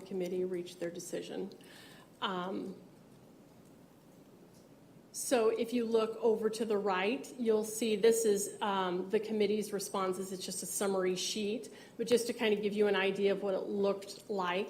The committee answered that first question, does this book have value for PLCS students? They answered that question, and then they also cited specific examples of why they felt that it did. And then they did that same thing for the second question, the third question. During this entire process, I tried to be in good communication with the complainant to let them know where we were in the process. I reached out and said the committee's been formed, they've met, they're going to try to get everything read in 2 weeks, and then I will let you know, and so on. After they reached their summary and we met to go through it, then I made my decision and I emailed in writing back to the complainant explaining the decision that was made, and I also attached the summary so that they could see the process and kind of the collaboration between the members of the committee and what their thinking was. At that time, I also communicated the final decision to the superintendent, Dr. Wrigley, as well as the building administrators where the book lived and the librarians so that they knew where we were in the process. That takes us to part 3, which this is the last part of the procedure that's outlined. And this is if the complainant would like to appeal the decision. And so it's very explicit. And so that's the last part of the process, and the complainant has the right to do that, and they have to formally do it in writing to the superintendent. And they can also appeal that component to the board if they wish to do so. I think a couple of things that's good to note is the amount of time for the entire process is really dependent upon several things. The availability of the book, if we're getting multiple copies, if we have to order them, sometimes that can be, or if we're trying to get them from other libraries. Also the size of the book, and the availability of the committee, scheduling meetings with them, and also realizing that we're asking them to read the book and all of the materials supplied by the complainant to make sure that they have a good understanding of the concern. So it really also centers around the schedule of the committee. I would say, best case scenario was probably this last one. It's about 3 weeks. It was a easier novel, I would say, an easy read. And the committee got really lucky in that they found a day to meet right away. If they wouldn't have been able to meet that day, the next date for them to meet, I believe, was a week and a half. So that would have delayed our process. I'd say worst case scenario, like you get something like War and Peace, it could be 90 days, depending upon the availability of the committee and the actual piece that they're reviewing. The committee also, which this is something I'm going to add to the process, we didn't really ask them to provide feedback on the process, but they did, and it was very helpful and informative, and so that's a piece we're going to keep. So what would they recommend? They really felt like it was important that it be communicated to complainants when they're completing the form, that they're very explicit in their own words what their concern is. Copying and pasting something from a website they felt was difficult for them as a committee to understand how the concern applied directly to Papillion La Vista Community Schools, and they wanted to make sure that they honored that. So that's like an example of something that they provided. So that's a piece that I think moving forward would be very beneficial. So how does this process look different for a library book compared to a guaranteed and viable curriculum piece? I think it's important to note that it's really different when a student doesn't have a choice as to whether or not they can engage in the content. A library book, obviously, it's an option for a student. The student may or may not choose to do so. But when you're sitting in an 11th grade English language arts classroom and a particular novel is part of the guaranteed and viable curriculum, the student really doesn't have a choice. And so that makes it different right out of the gate. Also, most books that are in our guaranteed and viable curriculum. During the toolbox process, we always try to adopt an alternate book so that if a parent has a concern for their child and they fill this out, we can right away say, this is, how do you feel about this book? It would reach the same learning targets, but different content or different so on, so that we make sure that that student continues to get to move through that curriculum towards those learning targets. I also think that a big difference is when we have something that's happened in a classroom or part of a curriculum, we have to investigate right out of the gate because it's really important that we understand the teacher's intent with using that, what learning targets it's matching towards, and also the delivery of instruction, how was it delivered. We've just found, I personally have found, this is super important because understanding the whole purpose, sometimes it's a miscommunication or a misunderstanding. And there are instances we want to teach kids to think for themselves. We don't want to teach them how to think. And teaching kids to be critical thinkers, sometimes you have to use material that can be seen as controversial because you're trying to get them to evaluate it for themselves. And so it's really important that we know the why and how that was communicated so that we can help that parent navigate for their own child. That is why in the board policy, if you look at the procedure, it typically starts with the building principal because reaching to the building principal or the teacher for clarification we think is super important. And at that time, if the parent still has a concern, the principal can provide the form to them and get that started for them right away. Library books are a little bit different because they've already gone through your board policy of 6401, and that procedure was followed in the selection of that material by our librarians that are trained to select books for kids. So at that point, it really is at the district level, and so that's why we jumped right to step G to form the committee. There was no need to go to the building principal and so on. At that point. So that's kind of a little different component to a library book as opposed to curriculum content that's directly in the classroom. The other thing that I thought might be important reminders is with library books, our parents can always see what their students have checked out for them. That's in the app. It's specifically identified in the app so they can see what books their children are reading or checking out. Specific titles that a parent wishes that their child doesn't have access to or they're worried about the child reading it in the library.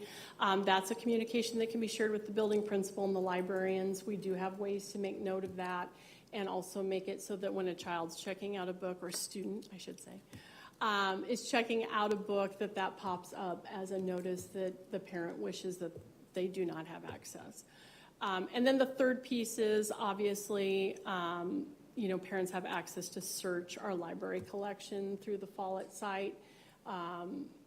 You can just put in Follett and then you can select your school district and see access to the collection in the different buildings, or they can also access that through their school's website. So that's a little bit about the process, not only with the procedure that's outlined with the board policy, but what it kind of looks like in action. Questions or things that I can answer for you? Thank you for going through that. I know, being the first time that we've had a library book, I think it's interesting to see on our side what the policy we have in place. What does it actually mean for then the people that have to go by the policy?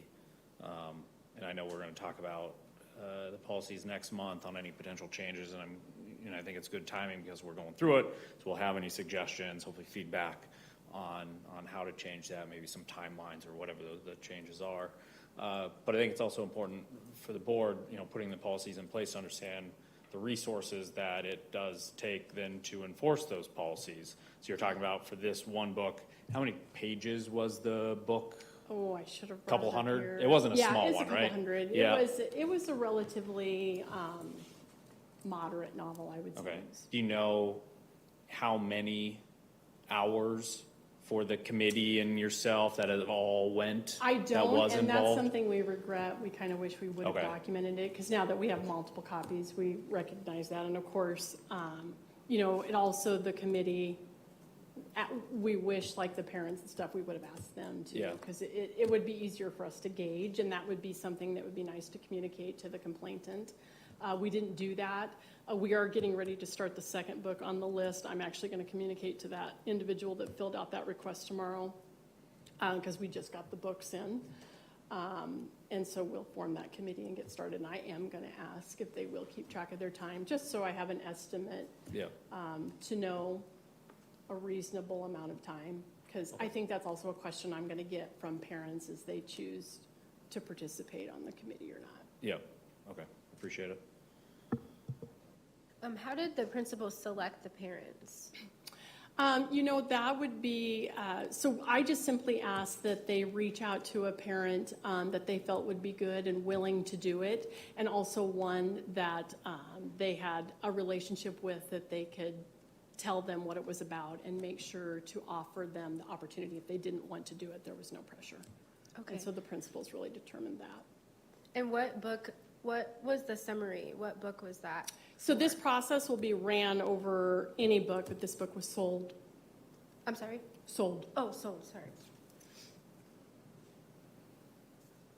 Siri, you may have mentioned this, and I appreciate Ms. Holtmeyer's question. The very first book that was referenced was sold. The second book, in the order of preference, was determined by the complainant as Ms. Siri. The second book was Not All Boys Are Blue. Yep. Sold. If you mentioned this, my apologies, but I believe the committee's recommendation was to keep it on the shelves. Is that accurate? Yeah. Yes, they all agreed. And could you, and I know you put up the sample sheet, and I don't know if the text was legible to people in the audience, but can you provide maybe just a few high-level summary points of what came from this? Because this is a really important point, I think, for our board and our community. It is not our intention to do a board report in a formal setting like this every time a book is referred. That's not something we've done in the past. If the board wants to do it that way, we'll certainly do it that way, but that's not our intention.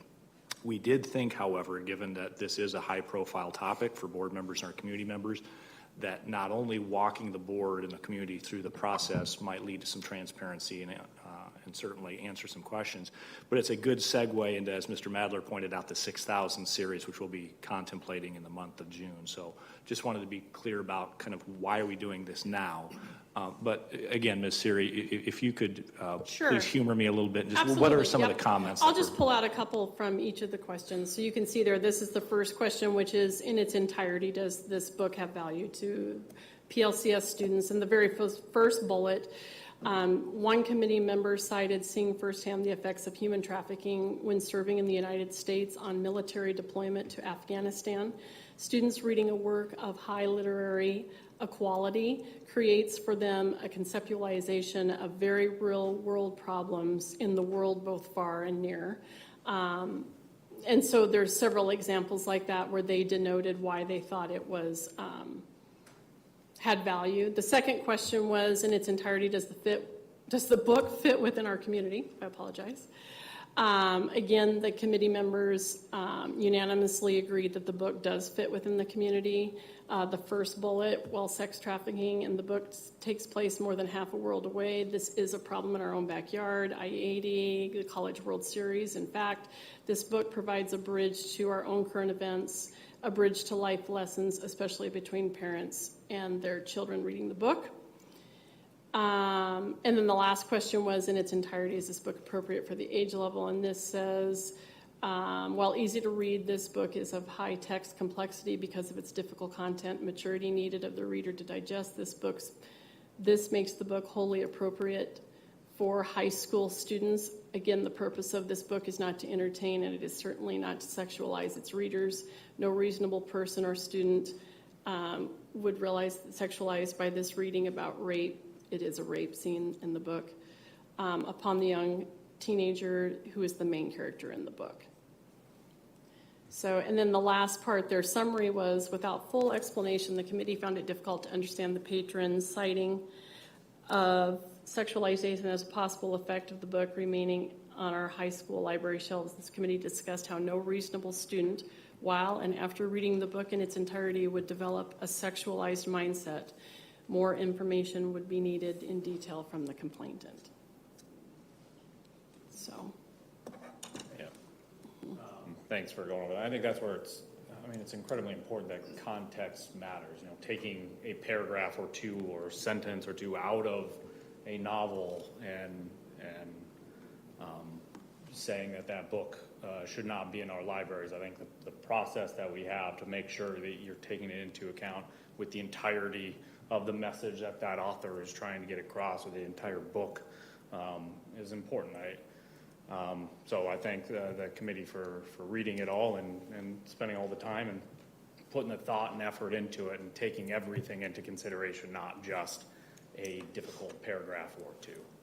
Thanks. I know like how people always say you pick the worst sentence out of the book, you pick the worst paragraph out of the book, but like from the gentleman who read the All Boys Aren't Blue, I had sent Mr. Madler the book looks on it, and it's not just a paragraph, and I know that's not the book that we're discussing, but that's not just a paragraph, like it's throughout the whole entire book. So for one, children probably shouldn't be reading that, but how do we know about these parents, like if they're biased? Like how do they, I know the principal picks them, but like how do we know where they stand on situations? They're not, I don't think, I got to be honest, they're not picked for how they stand on a situation. They're picked because they're parents of students that have access to the book. So there are community representing our families that are sending their kids to that particular school. So if a book were to ever come up at a child's school from a parent who's come up here and expressed their concerns that they're not for such books, would you pick that parent to go over a book, to do a book review? I would not pick that parent if that's what you're asking. Mm-hmm. Again, I think that's also why we shared what parents can do to make, ultimately parents have a right to pick and parent their children. That's not the role of the district. We are very much aware of that. And so that's why I compliment this board for having a very well-defined procedure in place. But they are literally representing parents, and they are parents because they have students in that building where that material is available.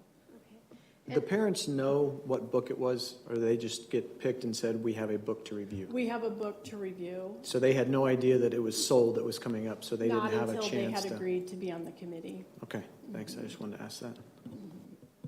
Ms. Holtmeyer, I think you're bringing up a question I think that's probably on a lot of people's minds. And I think Ms. Siri did a good job of explaining it, but we don't administer a screener, for example, to determine if, and I'm not trying to sound flippant, I think it's a very real question. I truly believe that. We don't check to see if you're a Democrat or a Republican or an independent. We don't ask if you're more left-leaning in your ideologies or right-leaning. We ask parents, and you ask an important question. Are they biased? And my answer is yes. All of us have biases.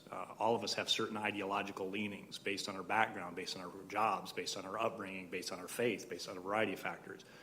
So I think it would be folly for us to assume that we could get anybody that doesn't have a bias. We all have them, right? I think the other thing we have to be very real about is the practicality of this process.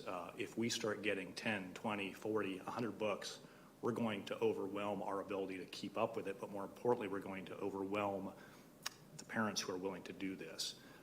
We're asking them to volunteer potentially a huge volume of their time.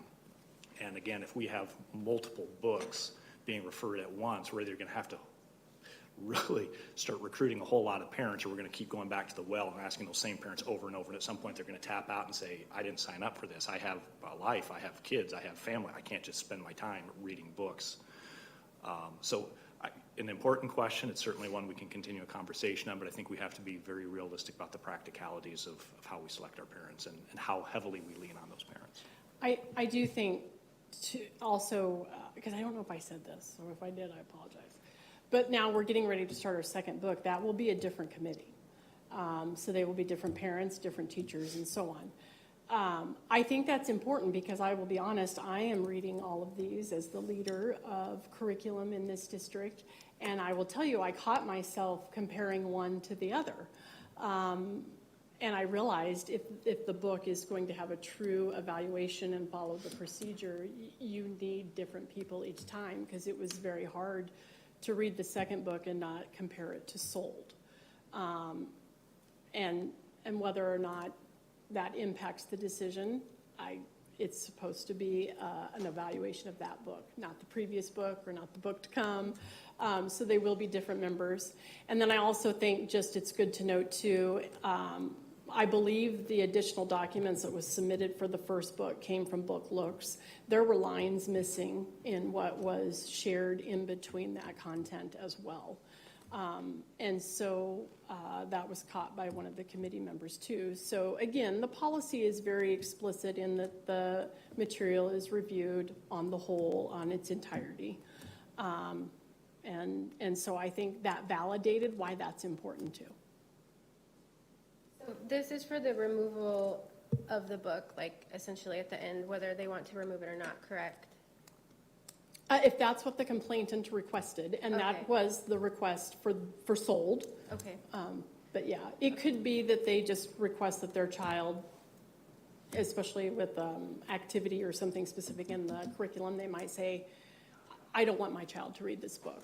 And that's why I said we have an alternate available for that.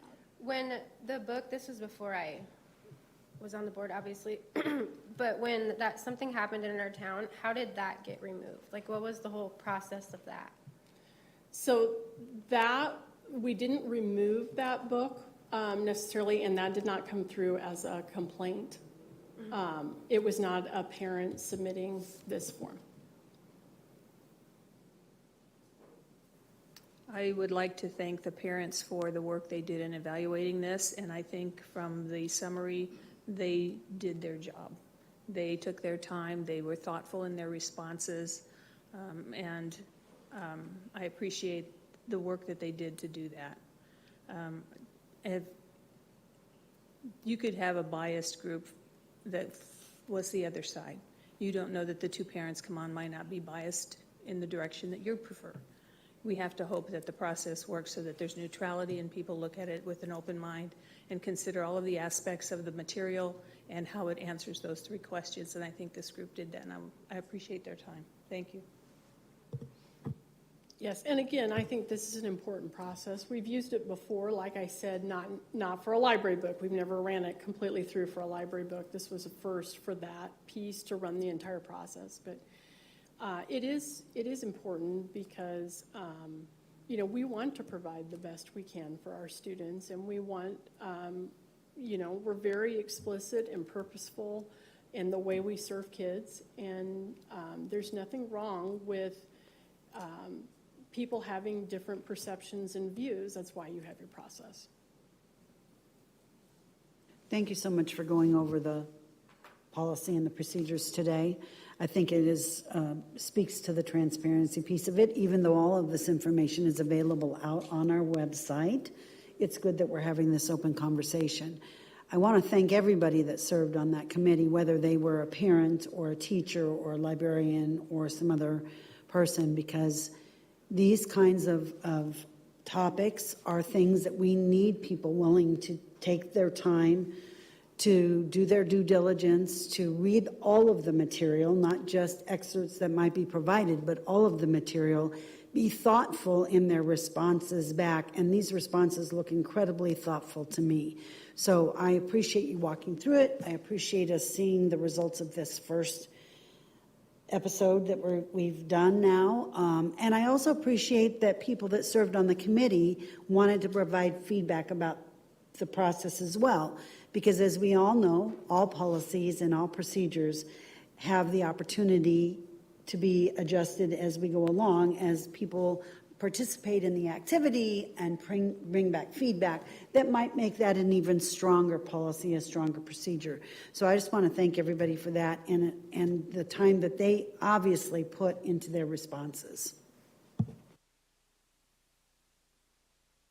I have one quick question. I think you briefly mentioned the timeline to do this.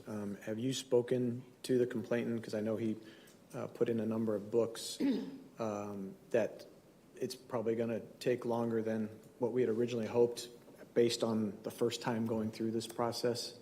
I haven't yet.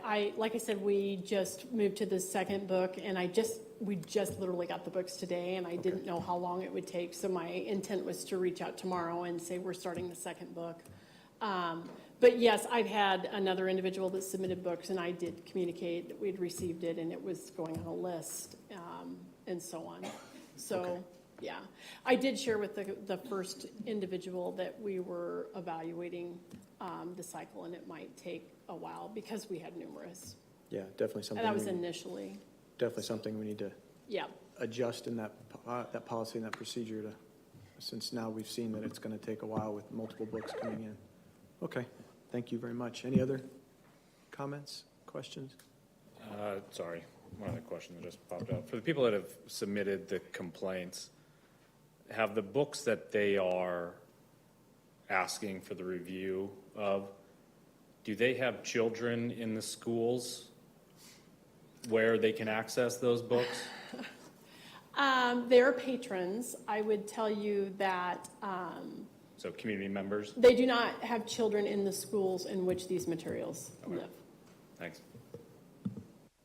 Does that make it a difference if like a patron does it and without a child in the district because they pay taxes too? Sorry, do you want to do that again on, do you want to? No, like does it matter if a patron submits it versus a parent with a child in school?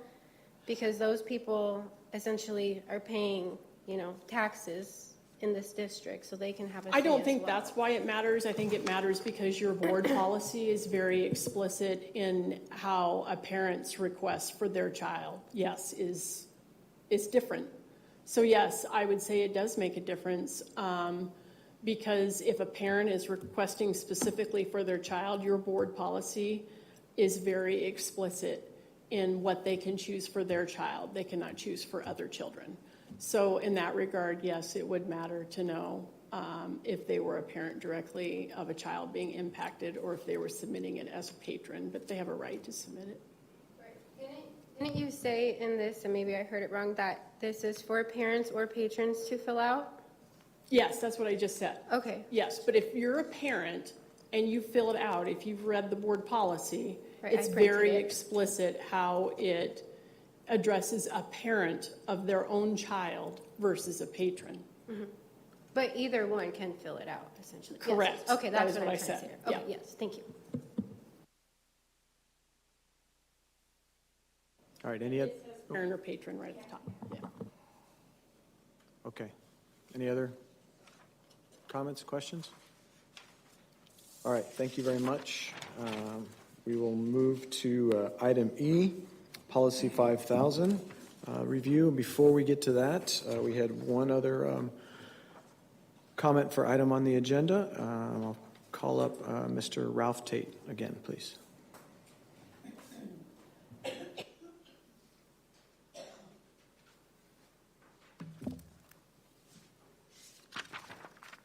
I know this meeting is running long tonight. Hopefully it won't be too long. So again, good evening. My name is still Ralph Tate, and I still live in Papillion. So tonight culminates the review and comment period for the 5000 series policies. Although I applaud the board's expressed desire to seek feedback from the community, according to the published minutes from this meeting, none of my comments were accepted, nor did the school district provide any feedback as to why, nor provide an opportunity for conversation, unlike the 6405. No email, no text, no phone calls. No opportunity to exercise that open two-way communication. It shouldn't surprise me since I didn't receive any responses from my comments on the 4000 series either. But it does seem to call into question what exactly do you as the board mean when you say you want open two-way communications with the community? I'm a little bit at a loss. A comment I did submit that I think necessary to mention was in regard to Policy 5208, which specifically addresses Title IX, which states in part, it's the policy of the school district that no person shall, on the basis of sex, be excluded from participation in, be denied the benefits of, or be subject to discrimination under any of the school district's programs or activities. The policy then goes on to define terms such as actual knowledge, complainant, formal complaint, consent, and sexual harassment. Ironically, what isn't defined in the policy is what is meant by the term sex. We have a Supreme Court justice who doesn't know what the definition of a woman is because she's not a biologist, so I thought maybe you'd get a biology teacher to help out. But it's clear from the text of the Title IX law that sex means biological sex, male and female. For example, Title IX allows schools in some districts to change from being an institution which admits only students of one sex to being an institution which admits students of both sexes. Title IX says nothing about sexual orientation or gender identity, so why is it difficult for you as the school board to do the same? For millennia, this has never been an issue, and until recently, having this conversation would have never needed to happen. That time has passed, and we need to be clear about what we mean. As you reviewed the series of policies, I requested you permit us as citizens, parents, and grandparents to engage with you in that open two-way communication that you have so clearly espoused, but are having a difficult time actually demonstrating. We have a mutual responsibility to ensure all students not only feel safe, but are safe from sexual harassment wherever they might be. The relationships between students and parents is one that can only be built on trust, but that trust has been severely shaken over the past several years. It will only be restored when that promised open two-way communication is not only an aspiration, but also a reality. So next month, the 6,000 series policies are up for review. I believe that I and several others will be making comments for consideration on those policies as well, and I look forward to hearing back from you on those comments. Any questions? Thank you for your time. All right, thank you. Dr. Settles? Thank you. I would invite up Dr. Myers and Dr. Steele and just give a shout out while they're coming up to the subcommittee. Thank you for the time that you took to go through this, as well as these two individuals. Pretty much from the time we pass the 5th month, we start looking for the next year and paying attention to recommendations that are coming forth. So just so that we're making sure that we can be as thorough as possible. Take it away. Good evening. Dr. Steele and I are here to visit about the 5,000 series, which is up for discussion. In a nutshell, the updates we are suggesting come really in 3 types of categorical changes. The first one is more grammatical in nature, organization, trying to remove some redundancy. The second suggestion of change is around updates to align with changes in the law. And the third being a new policy for your review as well. So to go ahead and jump right in, the majority of the changes are more procedural in nature. And the very first one is to visit with you about is Policy 5001, which is enrollment. The changes in this policy are the majority of the suggestions made to and visited with subcommittee about has to do with removing language from Policy 5101, and the language that we're taking a look at relates to in-district transfers and option enrollment procedures. And because those are more enrollment in nature, our suggestion is to place them instead in 5001. It just makes more sense for families to take a look there for information all under that enrollment policy. So taking a look at Policy 5101, you could see then the removal of that language from the procedures in order to not create that redundancy in both those policies. So there's a lot of red there, but it's really just to move from one to the other. In Policy 5102, we just wanted to clarify some language that seemed a bit clunky when reading it, and just to kind of give you an example of the very little bit of change in that. This policy relates to discontinuation of enrollment, and specifically it relates to kiddos who perhaps start kindergarten. A parent chooses to enroll their child in kindergarten, and then on occasion we do have a family that says, you know what, maybe maybe we'll just wait till next year and give our child one more year. And that does happen very, very infrequently, but it is to just clarify that 6 years of age is compulsory age in the state of Nebraska. And so there was a little bit of reference to 7 years of age in there that created just some misunderstanding. So we took that, the suggestion is to take that piece out.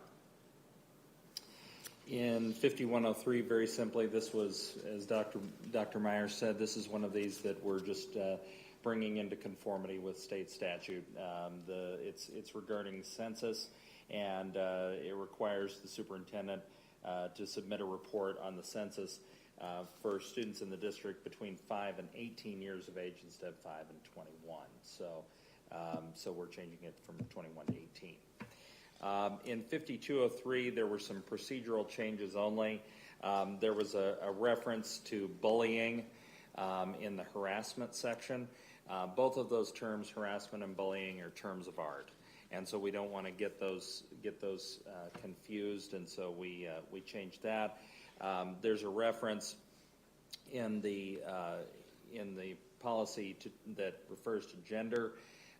We changed the term to sex to align with the district's non-discrimination language and also to align with court precedent on that. And then finally, there's a section in there dealing with cyberbullying, the type of bullying that occurs possibly off campus, but that can have a definite effect on the learning environment at school.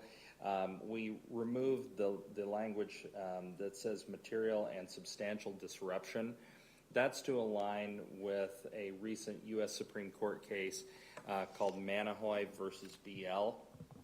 In that case, the court held that the terms material and substantial disruption, those are terms of art, and that is a very high threshold to prove. And the court held in Manahoy that in cases of harassment or bullying, even though it occurs off school grounds, that it doesn't have to be proven that it was a material and substantial disruption to the educational process in order for it to be actionable by school officials in terms of holding kids accountable. Off-campus online bullying can be very detrimental to the learning environment and impactful. So that's why that language was removed, just to align with that court precedent. Moving down to 5206, that's dating violence. There was just some removal of some references to board policies that no longer exist, that have been eliminated over time, and so that was updated as well. In 5301, student conduct, vandalism, and disruption, this was updated in the activities code of conduct to reflect the appeals process. If a student has been found to violate the activities code of conduct, it provides for the appeal process to appeal a decision of the activities director and then the principal. That incidentally mirrors the appeals process that's found in our district complaint procedure in policy 2102. In 5302, there was just a grammatical change to add the word "the" for the purpose of this portion of the policy instead of just for purpose of this portion of the policy. So we just added the word "the." Policy 5501 pertains to student records. There's a bit of redundancy with this policy with policy 1202, which is records retention. And so we just removed some of the language to make it consistent with current practices with Nebraska Schedules 10 and 24, and again with policy 1202. Then policy 5601 Just some updates there that are to bring consistent with current law and some revisions there over time. Finally, moving to 5602, this is school wellness. The changes recommended in this policy reflect the work of the District Wellness Committee. Mr. Lotus is the board representative on that committee. These recommendations reflect guidelines that have been articulated by the Nebraska Department of Education. They're also intended to make the policy a little bit more robust and to expand on some of the statements that are in it. It adds a every 3-year process for reviewing our district wellness policy and nutrition requirements and so forth, and so that will be part of the process as well. Everything that's been suggested are things that really the district has already been doing when it comes to nutrition and wellness. So the committee worked hard on that, and we appreciate their input. Policy 5606, report of abuse and neglect. This policy has been updated.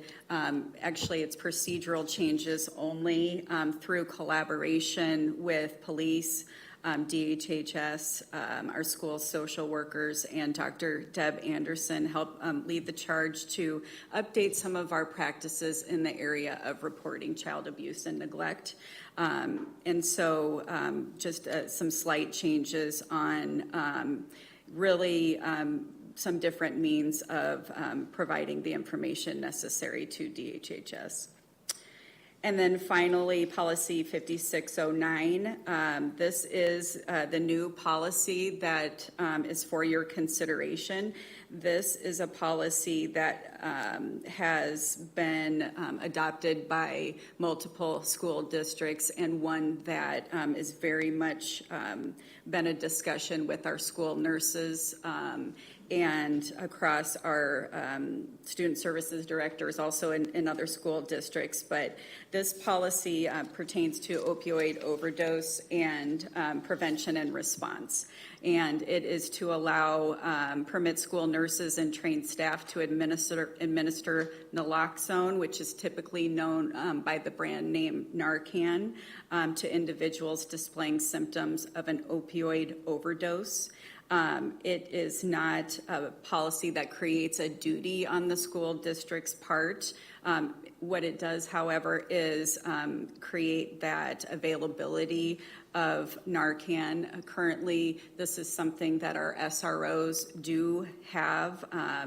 Emergency responders also have. However, in the event that an emergency responder is not available, then it would allow us to have Narcan on hand. There is currently a standing order with DHHS in that regard, and it is something that we would store in our health offices for use in those emergent situations. And with that, we would be happy to answer any questions that we can.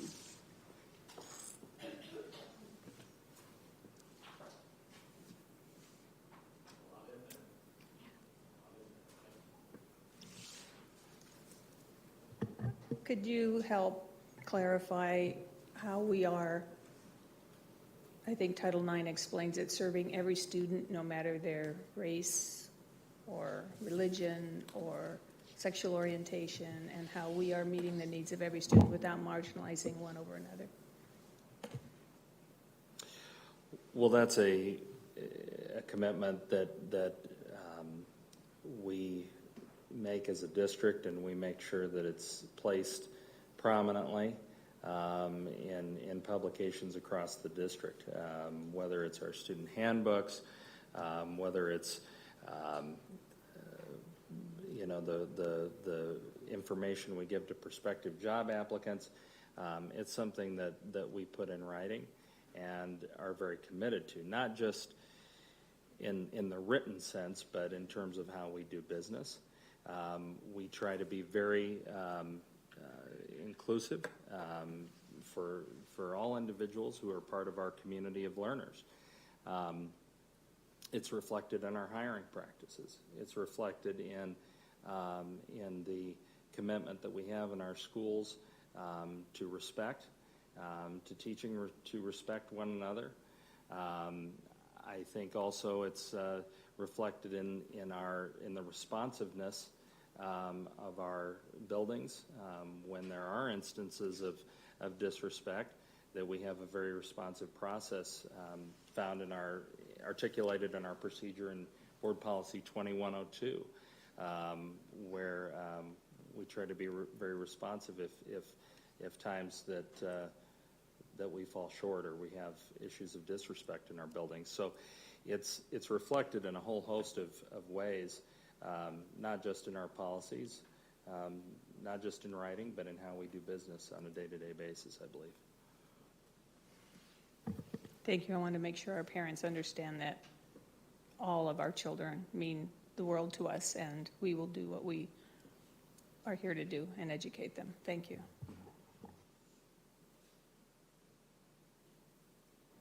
Any other comments? All right, thank you very much. Appreciate it.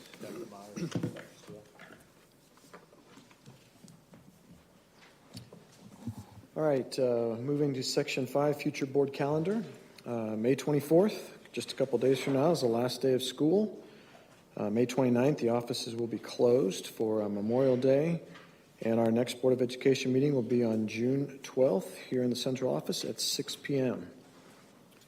Seeing no further business before this board at this time, I shall adjourn it at 8:15 p.m.